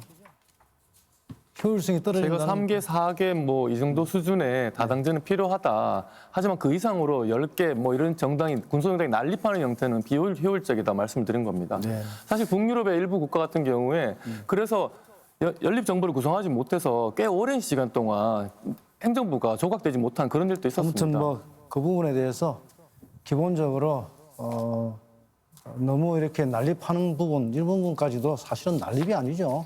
국민들의 의사가 다양해지고 시대가 다양해지면 청년 세대부터 노인 세대, 여성 뭐 다양한 욕구들이 있습니다. 그래서 그런 욕구들을 또 지역 대변하는 정당, 세대 정당 뭐 다 성별 정당도 다 필요할 수 있습니다. 그런데 그런 부분들을 난립이라고 표현하시면 안 되고요. 제가 시간이 다 됐네요. 네, 자, 질문을 드리고 싶었는데. 네. 네, 질문은 잠시 후에 주도권 토론 시간을 이어가실 수 있습니다. 시간 총량제 토론으로 배정해드린 시간은 6분 모두 발언 시간 사용하셨습니다. 자, 여러분께서는 지금 중앙선거방송 토론위원회가 주관하는 2023년 1차 정책토론회를 시청하고 계십니다. 자, 이번에는 앞선 토론 주제들에 대한 각 정당의 입장 그리고 의견 좀 구체적으로 살펴보기 위해서 방식을 좀 바꾸죠. 주도권 토론으로 이어가겠습니다. 정해진 순서에 따라서 주도권을 가진 토론자가 상대 토론자를 지명해서 질문하시고 답변 이렇게 계속 이어가는 방식으로 주도권을 갖고 토론을 진행하시면 되겠습니다. 6분께 각각 6분씩 저희가 시간을 드릴 거고요. 본인의 주도권 하에 최소한 2명한테는 질문을 좀 해주시도록 요청을 드립니다. 상대 토론자에게 답변을 요구하실 때는 30초 이상은 답변 시간을 보장해 주셔야 상대 의견이 좀 잘 드러날 것 같습니다. 주도권 가진 분께서 상대 토론자의 발언을 물론 제지할 수도 있어요. 주도권이 있기 때문에. 자, 이 규칙대로 진행되지 않으면 제가 개입해서 좀 조정을 해드리겠습니다. 자, 그럼 지금부터 주도권 토론 시작하죠. 주도권 토론 첫 번째 순서는 김정기 민생당 공동대표부터 시작할까요? 네. 이어서 우리 김병우 의원께 한 번 더 말씀을 좀 질문을 드리겠습니다. 김병우 의원께서는 이제 국민적 공감대, 동의, 게임의 룰, 합의 이런 표현들을 많이 하셨는데 뭐 대단히 좋은 말씀입니다. 그러면 합의를 하기 위해서는 적어도 이렇게 내 주장만 펼쳐서는 안 되겠죠. 즉 기득권을 최소한 내려놓고 상대방의 얘기를 또 존중하면서 상호 이렇게 해야 합의가 가능합니다. 과연 지금 우리 김병우 의원님 방금 전에도 말씀하신 오히려 지역구를 더 늘려야 된다. 비례대표를 줄이고 이렇게 말씀하시는 부분은 결국 양당 기득권을 더욱더 강화하고 거대 양당의 독식 구조를 더 심화시키겠다라는 것으로밖에 들리지 않거든요. 사실 지금 우리가 오늘 정책 토론회 하는 부분도 양당 기득권을 어떻게 지금 독식 구조를 완화시킬 것인가가 사실 핵심이고 민회에서 사표로 되는 부분들을 어떻게 적극적으로 반영할 것인가가 핵심 부분인데 우리 김병우 의원께서는 좀 거기에 좀 역행하는 듯한 발언들을 좀 하시고 특히나 또 윤석열 대통령께서도 정치 양극화 해소 방안으로 해서 중대선거구제를 통해서 대표성을 좀 더 강화하는 방안을 좀 모색을 해야 된다라고 하셨는데 대통령의 발언과도 좀 배치되지 않는가라는 생각이 드는데 어떻게 좀 제가 앞서도 말씀드렸습니다마는 대통령께서 제안하신 대로 중대 선거구제를 일부 도시 지역에 도입하는 것에 대해서 저도 이견이 없고 저희 당의 상당수 구성원들도 거기에 공감을 하고 있습니다. 그러나 다만 양당제가 악이고 다당제는 선이다. 이런 이분법은 사실 적절하지는 않는 것 같습니다. 영국이나 미국 같은 경우에 수백 년 양당 정치가 사실 제도화되어 있는데도 그럼 그 나라는 민주제도가 지금 잘못되었다 이렇게 말을 해야 되는 것입니까? 다만 저도 앞서 말씀드렸지만 지금 현재 영남, 호남 이 지역주의 성향의 거대 양당이 독점하고 있는 이 의회 구조는 사실 좀 여러 가지 좀 문제가 있는 게 어떤 문제가 있냐면 너무 싸움을 세게 하는 겁니다. 링 위에서 두 당만 계속 싸우고 있으니까 제가 생각할 때는 이 문제를 좀 해결하려면 옆에서 좀 말리기도 하고 아니면 좀 균형을 잡아줄 수 있는 그런 적절한 3당, 4당이 필요하다. 거기에 제가 매우 동감하고요. 그런 적정한 수준의 다당제를 갖추기 위한 선거제도 도입이 필요하고 그런 측면에서 도농복합형 중대선거구제를 도입을 해서 아까 전에 말씀드린 대로 한 개의 선거구에 각 정당이 한 2분의 1 정도까지만 추천을 하고 대신 비례대표는 좀 줄더라도 비례대표가 줄 수밖에 없는 건 현행 300석을 유지하려면 지금 수도권에 의석이 증가할 수밖에 없기 때문에 비례대표를 줄일 수밖에 없습니다. 대신 이 비례대표 제도를 석패율제, 다시 말해서 이중후보 등록제로 그 정도로 바꾸어서 하면은 여러 가지 문제를 해결할 수 있지 않겠나 이렇게 말씀을 드리고 시간이 싶습니다. 좀 초과됐어요. 예, 일단 그 다당제 관련해서 충분히 보장이 돼야 된다라는 말씀으로 그렇게 저는 이해를 하겠습니다. 했고요. 그 민주당의 우리 김영배 의원께 좀 질의를 드리고 싶은데요. 이제 DJ죠. 김대중 대통령께서 새천년민주당이 뭐 160석, 170석 뭐 거대 의석을 가지고 대통령이 당선된 게 아니죠. 그럼에도 불구하고 김대중 대통령께서는 IT 강국, 지금 특히 K로 대변되는 K-드라마, K-팝, K-컬처 그래서 전 세계적으로 이 IT 강국, IT와 더불어서 사실 같이 성장을 했던 거죠. 또 최초로 여성부도 신설을 했고요. 그럼에도 참 많은 성과를 내었습니다. 그런데 더불어민주당 지난 연동형 비례대표제 준연동형으로 또 꼼수 피우고 결국엔 또 그것마저 뒤집어서 위성정당을 만들어서 180석에 가까운 의석을 차지했는데 결국 정치개혁, 개혁입법, 국민의 삶의 질을 더 개선시키는 데는 사실은 저는 좀 실패했다. 급기야는 본인들이 임명한 검찰총장에 의해서 정권까지 빼앗기는 이 참담한 사태까지 벌어졌는데 결국 거대 의석을 가진다고 해서 다 되는 문제가 아니다. 그래서 좀 이렇게 다당제 협치할 수 있는 이러한 부분에 대해서 아까 말씀하신 부분들에 대해서 결국 뭐 소선거구제 이런 부분을 지속적으로 좀 도농복합을 이야기를 하시지만 강조를 하신 것 같아서 한 번 더 민주당의 좀 의지를 좀 확인하고 싶다 이런 말씀 좀 드리고 싶습니다. 아까 거듭 말씀드리지만 민주당의 개혁 핵심 과제는 비례대표제 확대고 그것을 권역별로 하면서 연동형으로 가는 것. 이게 이제 핵심 과제로 보고 있습니다. 그래서 국민의힘을 포함한 협상 대상들이 만약에라도 도농복합을 제안해 온다면 이런 아까 비례대표제 확대를 전제로 논의가 가능하다라고 말씀을 분명히 드린 것입니다. 그 말씀 다시 확실히 드리고요. 그다음에 민주당은 절대로 위성정당을 이번에는 만들지 않는다는 원칙을 더불어 가지고 있다는 말씀을 드립니다. 네, 민주당 그 의지대로 이번에는 꼭 실현시키시길 바랍니다. 네, 자 김정기 공동대표의 주도권 토론 시간 6분은 모두 지났습니다. 자, 다음 주도권은 김영배 의원께 드리겠습니다. 네, 지난번 21대 총선 때 준연동형 비례대표제를 도입하는 과정에서 패스트트랙을 하고 의원들도 지금 재판받는 분도 계시고 여러 후유증이 있는 것도 사실입니다. 결국 위성정당을 통해서 욕심을 내면서 우리 정치가 정말로 최악의 평가를 받은 바 있지요. 그래서 민주당은 이번 22대 총선을 앞두고는 절대로 위성정당을 허용해서는 안 되겠다. 만들어서는 안 되겠다라고 하는 원칙을 가지고 있습니다. 이 부분에 대해서 국민의힘의 의견을 묻고 싶고요. 특히 이번 선거제도 협상에서 전혀 만약에 선거제도로 손을 못 볼 경우에는 47석의 비례대표제가 전체가 준연동형으로 됩니다. 그렇기 때문에 나쁜 마음을 먹으면 국민의힘, 민주당 등 여러 정당들이 위성정당을 창당할 수 있는 조건이 됩니다. 그렇다면 정말 다시 한번 우리 정치를 나락으로 우리 스스로 빠뜨리게 될 거라고 저는 경고드리고 싶고 모두가 알고 있는 사안입니다. 이 부분에 대해서 국민의힘의 분명한 좀 입장을 듣고 싶습니다. 지난 20대 국회 말에 민주당과 정의당이 사실 저희는 야합이라고 말씀드리고 싶은데요. 함께 그 패스트트랙을 통해 가지고 이 준연동형 비례대표제를 도입을 하려고 할 때 저희 당에서 그때 이미 각국의 다른 나라의 사례를 보아도 위성정당이 출연이 예고될 수밖에 없다고 말씀을 드렸습니다. 그럼에도 불구하고 그 제도를 두 정당이 통과를 시켰는데요. 거기에 대해서는 전 지금이라도 그때 당시 그 패스트트랙을 주도했던 당이 국민 앞에 사과할 필요가 있다고 생각하고요.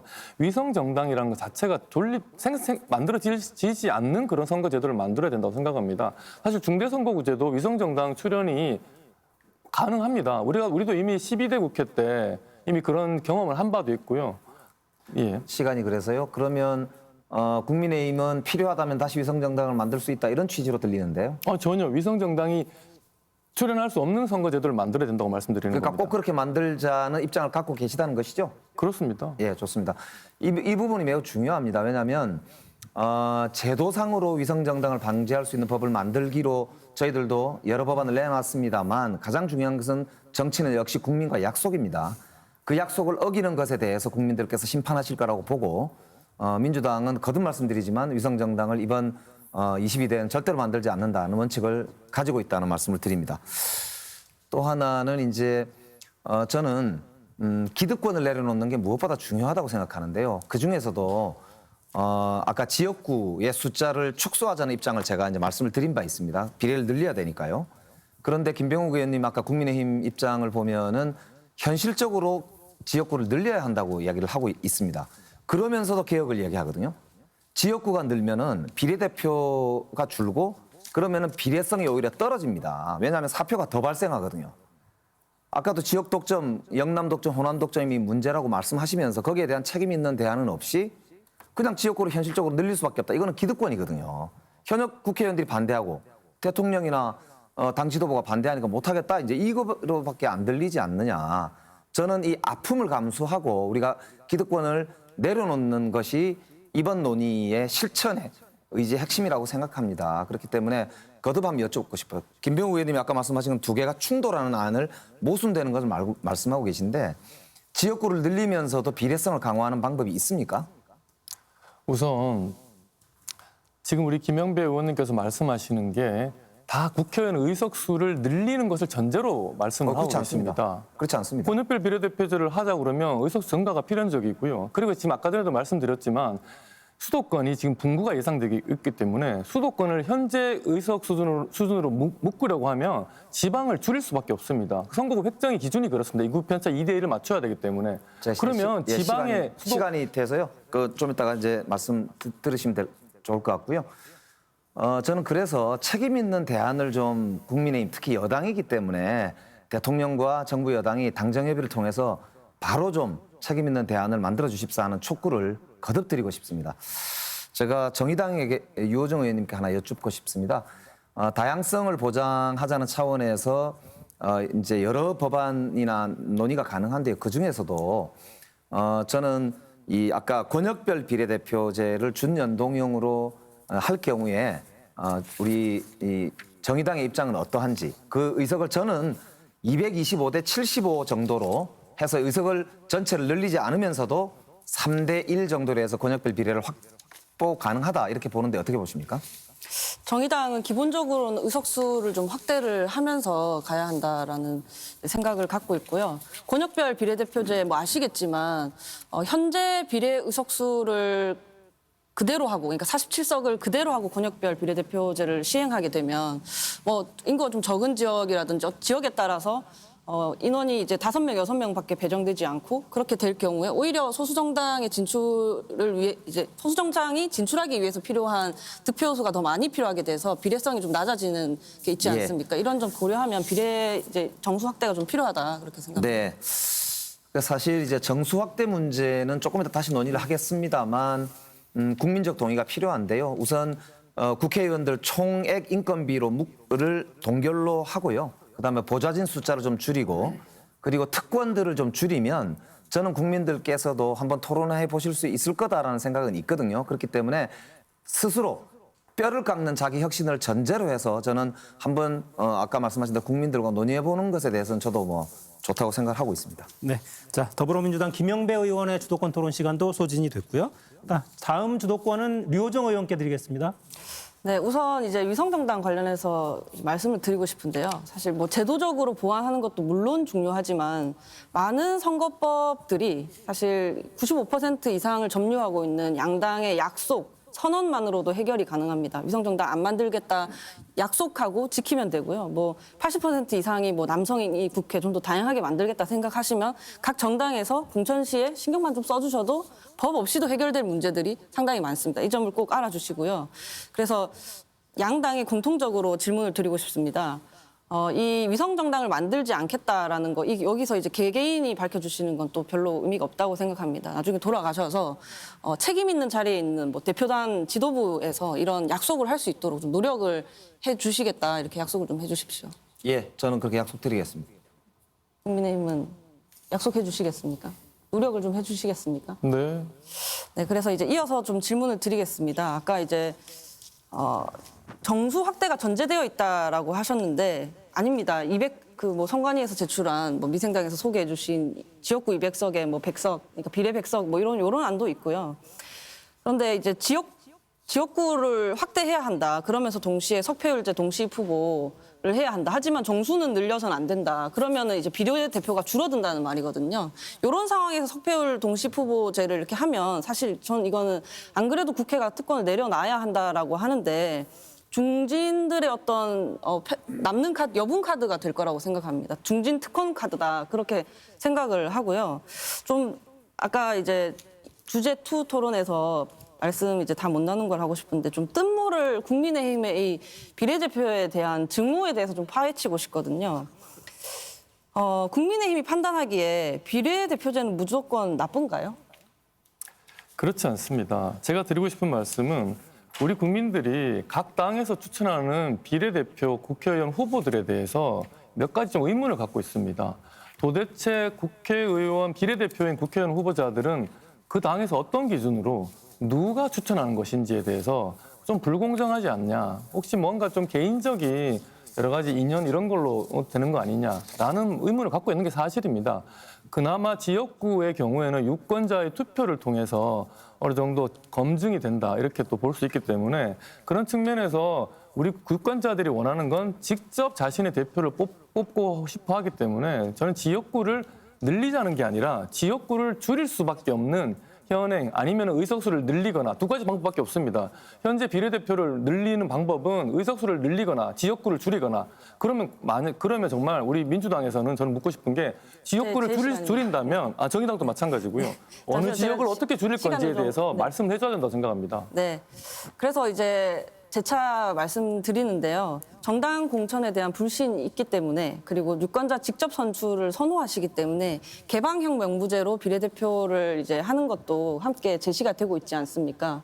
만약에 그러니까 중대선거구제 하에서도 단점을 보완하기 위해서는 비례대표제가 필요하다라는 말이 계속 나오고 있는데 국민들의 불신이나 뭐 우려가 걱정이시라면 함께 이런 부분들을 충분히 설명해서 헤쳐나갈 수 있어야 된다라고 생각을 합니다.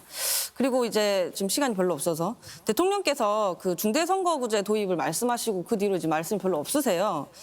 저는 이제 선거제도 개혁은 대통령의 의지가 가장 중요하고 또 집권당의 결단이 또 그 다음으로 중요하다고 생각하거든요. 대통령의 의지가 중대선거구제 도입에 있는 게 맞는지 좀 여쭤보고 싶습니다. 대통령께서는 여러 차례 그런 의견을 표명을 하셨고요.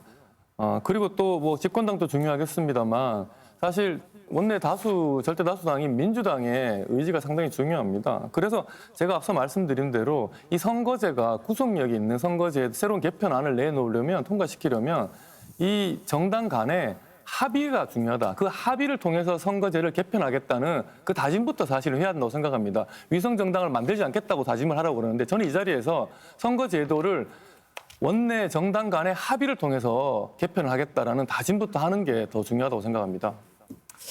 네, 알겠습니다. 이제 이어서 민주당에도 질문을 드리고 싶은데요. 계속해서 이제 국민들께서 특권을 내려놓아라 이런 말씀들을 하십니다. 그래서 지금 이야기 나오는 것들이 뭐 셀프 세비 인상, 뭐 셀프 징계, 셀프 외유 심사 뭐 이런 것들이 있거든요.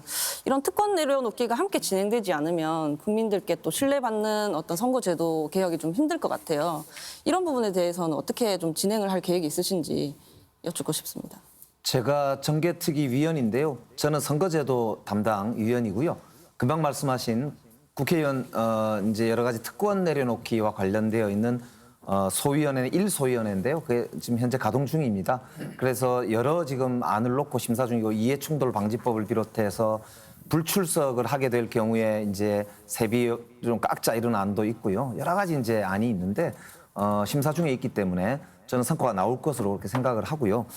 이번에 우리 민주당이 선거제도 개편, 정치개혁에 임하는 원칙의 첫째가 합의처리입니다. 이것은 제가 정개특위 회의 때 공개적으로 여러 번 말씀드린 바 있고 반드시 그렇게 할 것입니다. 알겠습니다. 두 번째는 전원위원회 등을 통해서 우리가 할 수 있는 만큼 최대한의 민주적인 토론을 거칠 것이다. 이렇게 말씀드립니다. 네, 이제 마무리를 좀 해야 될 것 같은데요. 정의당은 지난 21대 총선에서 선거제도 개혁이 중대한 과제임에도 불구하고 한 가지에만 몰두하는 건 옳지 않다라는 걸 알았습니다. 이번에 더 처절한 심정으로 두 당 원내를 설득해 나가면서 일을 헤쳐 나가도록 하겠습니다. 감사합니다. 네. 자, 다음 주도권 토론은 김병욱 원내부대표 주도로 해나가겠습니다. 6분 드리겠습니다. 네, 방금 우리 민주당 정개특위 간사이신 우리 존경하는 김영배 의원님께서 이번 선거제 개편은 반드시 여야 간 원내 정당 간 합의를 통해서 처리하겠다고 밝혀주신 것이 오늘 토론의 상당한 성과다고 생각이 듭니다. 여야 간의 선수들 간의 경기의 룰을 정하는 이 선거제도 개편을 각 팀의 합의가 아니라 일방적인 한 팀의 주장으로만 개편을 한다고 했을 때 그 경기 자체의 결과의 공정성을 담보할 수도 없고 그렇게 될 경우에 더 정치 불신만, 정치 혼란만 가중될 것이기 때문에 반드시 선거제도 개편은 정당 간, 여야 원내 간, 여야 지도부 간에, 여야 정당 간의 합의가 반드시 필요하다고 다시 한번 말씀을 드립니다. 그리고 제가 아까 전에도 말씀드렸습니다만 비례대표제, 연동형 비례대표제가 되었던 권역별 비례대표제가 되었던 이 비례대표제를 이런 확대하는 방안을 말씀을 하시는데요. 결국은 두 가지 방법밖에 없습니다. 현재 300석보다 의석수를 늘리거나 현재 있는 253개 지역구 의석을 더 253개 밑으로 줄이거나 그런데 여기에 대해서 민주당은 의석수를 증가시키지 않겠다고 아까 전에 말씀하셨는데 그렇다면 현재 253개 지역구를 줄여서 비례대표를 더 늘리겠다는 말씀인 건지 그렇다면 그 비례대표 지역구를 어디를 어떻게 줄이실 건지 거기에 대해서 좀 말씀해 주시면 좋겠습니다. 예, 제가 아까 발의해 놓은 안도 지역구를 220개로 줄이는 안이고요. 150개로 지역구를 줄이자는 안도 나와 있습니다. 민주당이 주로 지금 법안 발의를 많이 해놨지 않습니까? 국민의힘에서는 제대로 나온 법안이 없습니다. 그래서 제가 책임 있는 대안을 계속 촉구를 드리는 것이고요. 어디를 어떻게 줄이는가는 저희들이 하는 게 아니고 지역구 획정위원회에서 하지 않습니까? 객관적으로 이제 선관위 산하에 있지 않습니까? 그 기준을 우리가 몇 석으로 하겠다는 기준만 법으로 통과시켜주면 그거는 획정위원회에서 알아서 해 주실 겁니다. 그래서 이거는 결단이 중요하고 의지가 중요하기 때문에 다시 한번 거듭 책임 있는 대안을 좀 국민의힘에서 내주시길 촉구드립니다. 중요한 건 총론이 아니고 강론입니다. 그렇다면 지역구를 220개로 줄이자, 만약에 200개로 줄이자고 했을 때 현재 구조적으로 인구 편차를 기준으로 선거구를 획정하게 되어 있는데 법에 따라 수도권 인구를 그대로 놓고 수도권의 의석수를 놓고 지방을 그대로 조정을 하게 되면 지방은 줄 수밖에 없습니다. 그럼 220개로 현재 253개를 220개로 줄였을 때 지방이 훨씬 더 많이 줄어들 수밖에 없습니다. 그래서 뭐 면적의 기준을 또 새로 넣어서 법을 고치자고 말씀도 하시지만 그래도 결국은 지방이 더 의석수가 줄 수밖에 없다는 건 좀 어느 정도 예견된 사실인 것 같습니다. 거기에 대해서 민주당은 어떤 입장인지 한번 듣고 싶습니다. 그래서 계속 말씀드리잖아요. 비례대표 제도가 확대돼야 된다고. 그러니까 지역구에서는 계속 아까 말씀드린 대로 지방의 의석이 줄고 사표가 대량으로 발생하는 문제를 어떻게 해결할 수가 없습니다. 그렇기 때문에 지역구를 늘리면 안 되고 비례대표를 늘려서 이거를 보정해야 되는 것이죠. 만약에 그게 아니라면 저는 국민의힘이 책임 있게 고민한다면 상원을 두자. 외국처럼, 미국처럼, 영국처럼 그렇게 제안을 해야 책임 있는 고민을 하는 거거든요. 전혀 대안 없이 지역구를 자꾸 현실적으로 못 줄인다는 건 기득권을 유지하겠다는 거 이상 안 되는 거 아닙니까? 방금 김영배 의원님 말씀하셨는데요. 저도 사실 개인적으로는 비례대표제를 폐지하고 상원제를 도입하자. 사실 미국이나 유럽 우리가 오늘 그런 의회 민주주의 선진 민주주의 국가의 사례를 많이 말씀하시는데 그 나라는 우리나라와 비교해서 강력한 지방 분권, 연방제를 실시한 나라도 많이 있고요. 지방 분권의 전통이 있습니다. 법제화되어 있고요. 그래서 현재 수도권에 과도하게 인구가 집중되고 그러다 보니까 수도권의 의석수가 늘어날 수밖에 없는 구조적 한계를 해결하기 위해서 각 광역시도에 똑같은 의석수의 상원 의원을 두고 그 의원들이 지금 현재 우리가 맨날 국회 싸운다고 했을 때 법사위에서 싸운다고 그렇게 하는데 뭐 법사위라든가 외교, 안보, 통일, 정보 이런 기능을 그 상원에서 처리하도록 하면 양당 간의 이런 좀 과도한 그 대결, 분열의 정치를 좀 완화시킬 수 있고 그 상원 의원들의 경험이나 그 양심과 소신에 따라서 의회를 좀 운영하게 되면 의회가 좀 더 생산적이고 대화 타협의 정치를 이룰 수 있지 않겠나라는 말씀도 드리고요. 그런 가능성까지 열어놓고 우리가 논의할 수 있다고 하면 지역구를 일부 조정을 하더라도 다른 문제를 해결할 수 있지 않겠나 생각이 듭니다. 사실 상원 의원을 도입한다고 하면 비례대표가 꼭 없더라도 여러 가지 문제들을 또 해결할 수 있다고 그리고 또 지역구를 크게 줄이지 않아도 저는 또 되기 때문에 그것도 아주 괜찮은 대안이라고 생각이 듭니다. 여기에 대해서 혹시 민생당은 어떤 입장이신지 좀. 죄송합니다. 제가 잘 이해를 못했습니다. 각 시도에 경기도나 전라남도나 각 시도는 똑같은 상원 의석을 배정을 해서 이를 제 생각에는 중선거 구조를 한꺼번에 뽑는 게 바람직하다고 생각하는데요. 만약에 이런 제도를 도입하자고 하면 민생당은 어떤 입장이신지? 저는 뭐 다양한 제도를 도입해서 검토를 해보자는 안에 대해서는 찬성을 합니다.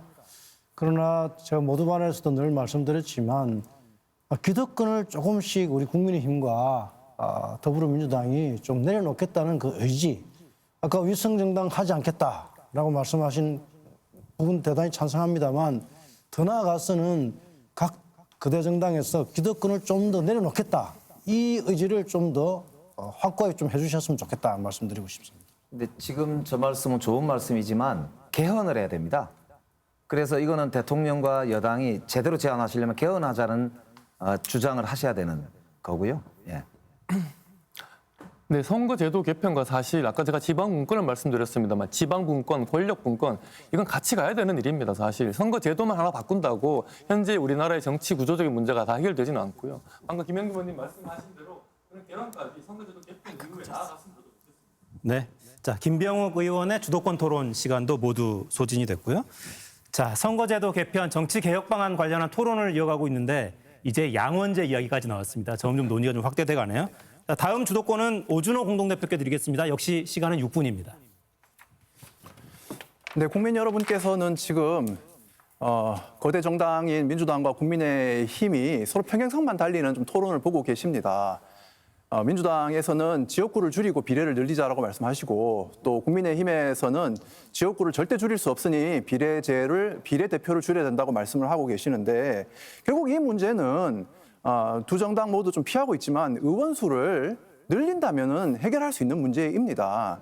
기본소득당은 이 점에서 지역구 역시 일정하게 증대가 필요하다고 생각합니다. 왜냐하면 헌법재판소가 이미 판시한 지역 선거구의 그 편차 2대1을 지키기 위해서는 지금처럼 지역 소멸이 계속되는 상황에서 지역구 선거구를 마냥 줄이는 것은 사실상 불가능합니다. 그리고 지역 선거구를 줄이면서 진행되는 개혁은 그 해당 지역 의원들의 저항도 만만치 않을 것입니다.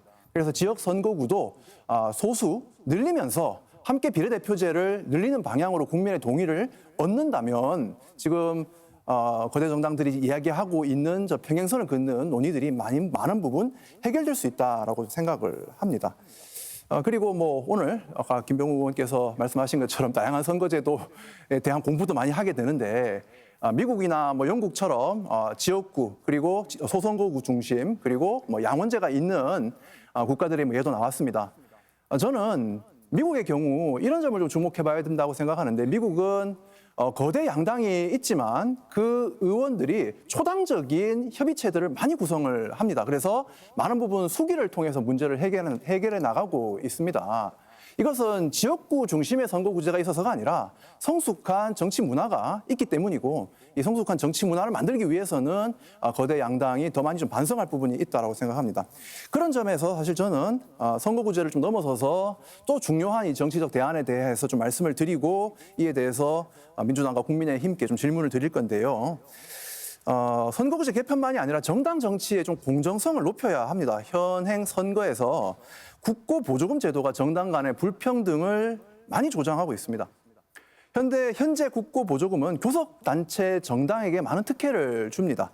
지난 3년 동안 국고보조금 액수가 2,100억쯤 되는데 민주당 원을 국민의힘이 약 900억 원을 가져가셨습니다. 기본소득당은 1억 원 가량을 이제 받았는데 기본소득당과 국민의힘의 의석수의 차이가 1대 115인데 국고보조금의 차이는 거의 600배에 이릅니다. 민주당과는 거의 650배에 이제 이릅니다. 이러한 것은 또 선거 비용의 보전 금액까지 포함하면 불평등이 훨씬 더 커집니다. 기성정당은 선거 비용을 전액 보장받기 때문에 걱정 없이 출마를 할 수 있습니다. 소수정당이나 신생정당은 이 비용 부담이라는 장벽 때문에 다원적 민주주의 실현에 참여하기가 더욱 어려운 상황입니다. 저는 그래서 국고보조금 제도를 교섭단체 여부와 무관하게 득표수 또는 기부금에 비례해서 지급하는 방식으로 개편이 필요하다고 생각합니다. 그리고 선거보조금 제도는 폐지하는 것이 맞다라고 생각합니다. 선거보조금은 폐지하고 오히려 출마자와 출마 정당이 해야 하는 여러 가지 정책 선거를 위해 필요한 비용이나 인프라 수단들은 국가가 보전해 줌으로써 다양한 정당들의 참여, 청년 정치인들의 참여를 더 원활하게 만들어야 한다고 생각합니다. 이것이 진정한 좀 1인 1표를 위한 대안이라고 생각하는데 민주당과 국민의힘에서는 어떻게 생각하시는지 좀 듣고 싶습니다. 네, 먼저 민주당의 기회를 드리겠습니다. 예, 먼저 교섭단체 제도를 좀 선보자는 이야기가 있어 왔습니다. 지금 20석이 교섭단체 기준인데요. 한 10석 정도로 낮추면 훨씬 더 많은 교섭단체들이 원내에서 생겨서 자유로운 활동들을 훨씬 활성화할 수 있다. 이런 점도 좀 생각해 볼 만할 것 같고요. 저는 말씀대로 소수정당들의 활동을 보장할 수 있는 제도를 활성화하는 건 아주 좋다고 생각해요. 그래서 오히려 저는 거꾸로 선거보조금은 지급을 하고요. 왜냐하면 선거에 일반인들의 돈이 많이 들어가게 하는 거는 좋지 않을 것 같습니다. 청년들한테도 마찬가지고요. 그래서 선거보조금은 그대로 하고요. 정당보조금을 좀 줄이고 오히려 정당들이 더 스스로 자구 노력을 강화해서 국민들한테 지지를 받아서 당원을 늘리고 당비를 늘려서 자체 해결을 하도록 하는 것이 맞다고 생각하거든요. 그래야 스스로 자부심도 가지고 참여도 하게 되고 더 애정을 가지고 정당 운동을 할 것이다 이렇게 보거든요. 그래서 정당 활성화를 기초로 해서 정말 뿌리 깊은 민주주의가 저는 필요하다고 생각하기 때문에 아까 말씀하신 대로 그런 취지로 좀 다양한 논의를 하면 좋을 것 같습니다. 네, 김병욱 의원의 답변도 한번 들어보죠. 네. 현재 이제 정치자금법, 정당법이 사실 2004년에 적용이 되어서 지금까지 이르고 있는데요. 그동안 과거에 뭐 불투명한 정치자금 이런 걸 많이 차단을 하고 지금 아주 우리 깨끗한 정치를 이루어내는 데는 큰 기여를 했습니다. 그런데 이제 또 주요 정당에게 좀 유리한 집중된 이런 방식이라 앞으로 좀 이를 개선할 필요가 있다고 생각하고요. 앞으로 선거제 개편과 함께 이 소수 정당의 정치 활동을 보장할 수 있는 이런 지원할 수 있는 이런 정치자금 개정 작업도 같이 논의해 볼 필요가 있다고 생각합니다. 같은 질문을 정의당 요정 의원께도 좀 드리고 싶습니다. 앞서도 말씀 나왔듯이 이 원내 정당들의 이 재정 구조가 사실 국고 보조금 비중이 60% 3분의 2 가까이 되고 있는데 정의당의 경우에 오히려 더더욱 이러한 선거 보조금이나 국고 보조금 제도에 좀 개혁을 요구할 생각은 없으신지 묻고 싶습니다. 네, 지금 주도권 시간이 다 돼서 답변을 들을 시간은 불행하게도 안 될 것 같고요. 자, 다음은 김태훈 최고위원의 주도권으로 6분 시간 드리겠습니다. 네, 앞서 이제 오준호 대표님께서 이제 OECD 기준에 맞춰서 지역구와 비례 대표수를 의원수를 확정해야 된다. 260대 140 아까 그렇게 말씀하셨던 것 같습니다. 그리고 이제 김병호 의원님께서도 이제 양원제 말씀을 해주셨는데 기본적으로 근데 제도라는 거를 뭐 도입하거나 뭐 개선하는 데 있어서 뭐 어느 나라에 좋은 사례가 있으면은 뭐 이렇게 벤치마킹을 할 수도 있겠지만 그냥 벤치마킹하는 것보단 우리의 상황과 맥락 뭐 이런저런 환경에 맞게 좀 이렇게 플러스 알파하는 그런 벤치마킹 또는 제도 도입이 필요하다고 생각을 하는데 그러니까 단순히 제가 아까 OECD 기준만 딱 말씀하셔서 이제 오준호 대표님께 먼저 좀 질문 드리면 그 기준만 말씀하셔서 뭐 그 말씀하신 그 OECD 기준에 좀 덧붙여서 뭐 우리 보실 때 우리나라의 상황과 제도에 상황과 뭐 현행 제도에 봤을 때 왜 이거를 그렇게 주장하셨는지 좀 부연 설명을 좀 듣고 싶습니다. 네. 정치적 대표성의 측면에서 국회의원 한 명이 더 많은 유권자를 이제 대변하게 될 때 대표성이 약화되는 것, 유권자의 대표성이 약화되는 것도 있지만 이것은 결과적으로 국회의원과 그 정당의 특권의 강화로 이어진다고 생각합니다. 즉, 국회의원들은 자신이 더 많은 유권자를 대변함으로써 더 큰 힘을 가지게 되는 것이죠. 사실 이것은 우리 국민들이 조금만 수기를 우리가 해본다면은 바로 느끼실 수 있는 부분일 텐데 지금 많이 왜곡되어 있는 이 정치 구조 속에서 국회의원 수가 느는 것이 특권일 거라고 오해를 하고 계십니다. 그런 측면에서 앞서도 말씀드렸듯이 이 제도의 변화를 각 정당들의 원내의 합의도 중요하지만 국민들이 참여해서 무엇이 우리에게 필요한 제도인지 정말 수기하는 공론장들이 필요하고 이를 위한 좀 제도 마련이 반드시 좀 함께 가야 한다고 말씀드리고 네, 싶습니다. 알겠습니다. 김병호 의원님께 좀 질문 드리고 싶습니다. 아까 그 의석수 유지 관련해서 유지해야 된다라는 이제 말씀하셨고 그 이유 중에 하나로 이제 국민적 그런 반감, 저항을 말씀을 주셨습니다. 근데 제가 이제 국회의원님들 볼 때 정책감사부터 해서 뭐 대정부 질문, 뭐 이제 뭐 어떤 현안에 대한 뭐 반대 토론 이런 거 준비 정말 열심히 하세요. 그러니까 정책 보도가 나는 게 사실은 좀 일부 정치인분들의 어떤 화제성, 휘발성이 있는 이슈가 보도가 많이 나서 그렇지 제가 봤을 때는 정책감사부터 해서 정말 국익을 위해 열심히 일을 하시는데 근데 지금 현행 300석 국회의원 수에서 이제 예를 들어서 국정감사를 예로 들면은 지금 거대 조직이 된 행정부를 제대로 견제하고 감사하려면 오히려 좀 더 국익을 위한다면은 당장 좀 욕을 먹을지언정 의석수는 좀 확대해서 뭐 모든 피감기관 지금 다 감사하실 수 있는 거 아니지 않습니까? 상임위에서도. 그러니까는 이런 부분에 대한 좀 필요성에 의해서 욕은 좀 먹을 수 있더라도 의석수는 확대는 그래도 필요하다고는 생각은 하는데 어떻게 생각하시는지 좀 답변 듣고 싶습니다. 국민의 동의를 차치하고 제가 말씀 한번 드리겠습니다. 현실적으로 어떤 문제가 있냐면 아까 전에도 계속 반복적으로 말씀드렸습니다만 지역구 의석수를 줄이자고는 얘기는 지방의 5개 군, 6개 군이 결합된 선거구를 만들자는 얘기와 같은 얘기입니다.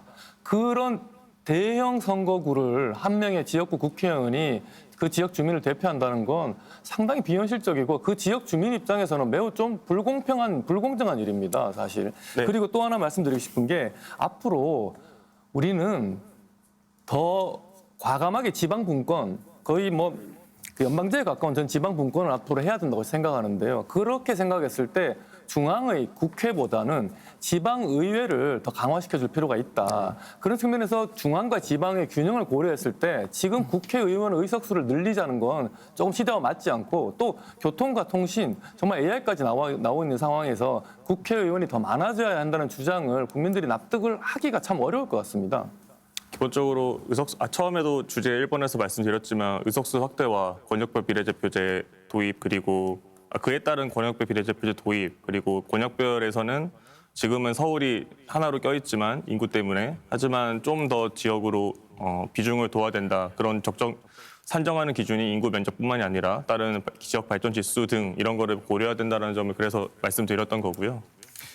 김영배 의원님께 좀 질문 하나 드리고 싶습니다. 그러니까 이제 의석수를 늘리는 것에 대해서 그런 국회의원도 특권을 내려놓는 방안 중에 하나로 보좌진 수를 줄인다 이렇게 말씀하셨습니다. 근데 당연히 이제 일반적으로는 줄여야 된다라고 하는 거 저도 잘 알고 있지만 오히려 좀 기득권 정당이 있으시기 때문에 또 그렇게 말씀하신 게 아닌가 좀 싶습니다. 왜냐하면은 소수 정당 입장에선 이렇게 전문성을 갖고 채용할 수 있는 한 명 한 명의 인력이 되게 중요한데.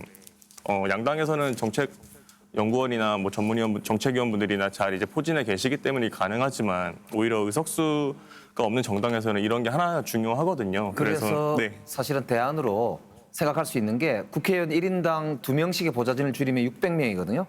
그 네. 600명이 각 정당의 정당연구소나 아니면 정책위원으로 들어가면 당이 상당히 강화되기 때문에 쉽게 말하면 사병이 없어지고 관군이 늘어나는 시기거든요. 그 그렇기 부분 때문에 확실하게 대안이 해주실 있다고 거라고 생각합니다. 믿겠습니다. 네. 네, 자 주도권 토론까지 모두 마무리했습니다. 많은 개념이 나왔어요. 의원 정수 문제도 나왔고 상하 양원으로 나누자, 지역구 선거구제, 뭐 석패율제 온갖 개념들이 나와서 시청자들께서 좀 어려우셨을 거라 생각이 듭니다. 앞으로 많은 토론이 좀 필요해 보이고요. 자, 이제 오늘 토론회 마칠 시간이 다 됐습니다. 아직 못다 하신 말씀, 특별히 강조하고 싶으신 말씀 마지막으로 하실 수 있는 기회를 드리겠습니다. 시간은 저희가 40초씩 쓰시게 배정을 해드리겠고요. 마무리 발언은 김영배 의원부터 들어보겠습니다. 더불어민주당 김영배입니다. 더불어민주당은 이번 선거제도 개혁이 대한민국을 위해서 매우 중요하다고 생각합니다. 행정부 독주 위주의 대한민국으로는 선진국으로 갈 수가 없습니다. 이제 다양성, 국민을 닮은 국회, 협치를 통해서 생산성 있는 정치를 만들어내는 것. 그것이 지금 우리의 과제라고 믿습니다. 기득권을 내려놓고 더불어민주당이 선거제도 개혁에 앞장서겠습니다. 네, 자 다음으로 류호정 의원 마무리 발언 들어보겠습니다. 네, 정의당 원내대변인 류호정입니다. 존경하는 국민 여러분, 2021년 런던 킹스 칼리지가 진행한 세계 시민 여론조사에서 대한민국은 이념, 세대, 정치 젠더 갈등 인식도에서 전 세계 1위를 기록했습니다. 대한민국 국회는 이런 갈등을 모두 담지 못합니다. 양당의 정쟁은 정책 경쟁이 필요 없게 만들었습니다. 얼마 전 많은 시민이 한동훈 장관과 저의 대정부 질문을 칭찬해 주셨는데요. 칭찬받을 일이 아닌데 받았습니다. 그저 사람의 대화를 했을 뿐인데 그랬습니다. 얼마나 엉망이었으면 이런 말을 들을까 싶었습니다. 정의당이 비례성을 높이고 사표를 줄이는 정의당의 정치개혁을 많이 관심 가져주시기 바랍니다. 네, 자 마무리 발언 시간이 짧아져서 준비한 내용을 다 못하셨네요. 자 다음으로는 김병욱 원내부대표 마무리 발언 듣겠습니다. 네, 국민의힘 김병욱입니다. 앞서 모두에 말씀드렸습니다만 선거제 개편은 두 가지 대원칙을 전제로 추진해야 합니다. 첫 번째는 국민의 공감과 동의이고요. 두 번째는 각 정당 간 합의입니다. 이 두 가지 기준을 지켜가면서 선거제 개편을 추진해야 할 것이고요. 현행 의석수가 늘어나는 것에 대해서 국민들의 인식이 그렇게 좋지는 않습니다. 그 의석수를 늘리는 것을 반대하는 국민들을 애써 외면하고 의석수 증가를 하는 선거제 개편을 한다면 국민들로부터 오히려 정치 불신만 가속화될 거라고 그렇게 말씀을 드리고 싶습니다. 네. 자, 다음 마무리 발언은 오준호 공동대표 들어보겠습니다. 60년 전 한국은 돼지털과 오징어를 주요 수출하던 나라였습니다. 지금은 반도체와 문화 콘텐츠를 수출하는 경제 대국이 되었습니다. 선진국이 되었는데 정치는 아직 참 후진적입니다. 기후위기나 양극화 같이 해결해야 되는 사안이 산적해 있는데 국회는 거대 양당 간의 정쟁으로 멈추기 일쑤입니다. 정치 개혁으로 거대 양당의 기득권을 약화시켜야 합니다. 기본소득당은 비례대표성의 강화, 그리고 선거연합제의 제도화, 그리고 정치자금법의 개혁 등으로 1인 1표를 실질적으로 만드는 정치 개혁을 꼭 실시하겠습니다. 네, 다음으로 시대전환 김태훈 최고위원 발언하시죠. 네, 존경하는 국민 여러분, 좀 더 정치에 관심을 가져주십시오. 게임의 규칙을 바꿔주십시오. 그래야 세상이 바뀝니다. 치솟는 물가, 늘지 않는 임금, 사랑할 여유조차 없는 퍽퍽한 사, 적성을 포기하고 생존을 위해 선택한 직업, 갈수록 줄어가는 성공 기회, 더 좋아질 것 같은 기대가 점점 없어지는 대한민국을 이제는 전환해야 합니다. 정치에 좀 더 관심을 가져주시고 참여해 주시면 정치인 그 누구도 국민을 두려워해 함부로 행동하지 못할 것입니다. 저와 시대전환 그리고 조정훈 의원은 이를 위해 새로운 정당을 창당했습니다. 좌도우도 아닌 앞으로 국민 여러분의 삶을 담는 새로운 그릇이 되겠습니다. 감사합니다. 자, 다음으로 민생당 김정기 공동대표 말씀하시죠. 더불어민주당과 국민의힘은 정쟁에만 몰두하고 있습니다. 국민 여러분, 자신들의 과거의 잘못을 기억하지 못하고 서로 내탓만 하는 국민의힘과 더불어민주당. 과거를 기억하지 못하는 자, 그 과거를 반복하게 될 것이다는 말이 있습니다. 국민의힘과 더불어민주당은 이 말을 깊이 새기시고 이제 기득권을 제발 좀 내려놓으십시오. 고맙습니다. 네, 이렇게 해서 6분의 마무리 발언까지 모두 들었습니다. 오늘 좀 어려우셨을 겁니다. 선거제 개편에 대한 각 당의 입장 그리고 의견을 들어봤습니다. 여러분 어떻게 보셨습니까? 자, 내년 22대 총선을 앞둔 지금 국민의 뜻을 제대로 반영하고 대화와 타협의 정치를 만들 수 있는 선거제도 개편에 오늘 토론회가 조금이라도 힘이 됐기를 바랍니다. 오늘 열띤 토론 벌여주신 6분 정말 수고 많으셨고요. 시청해주신 여러분께도 깊이 감사드립니다. 중앙선거방송토론위원회가 주관한 2023년 1차 정책토론회는 여기서 마치겠습니다. 여러분 고맙습니다.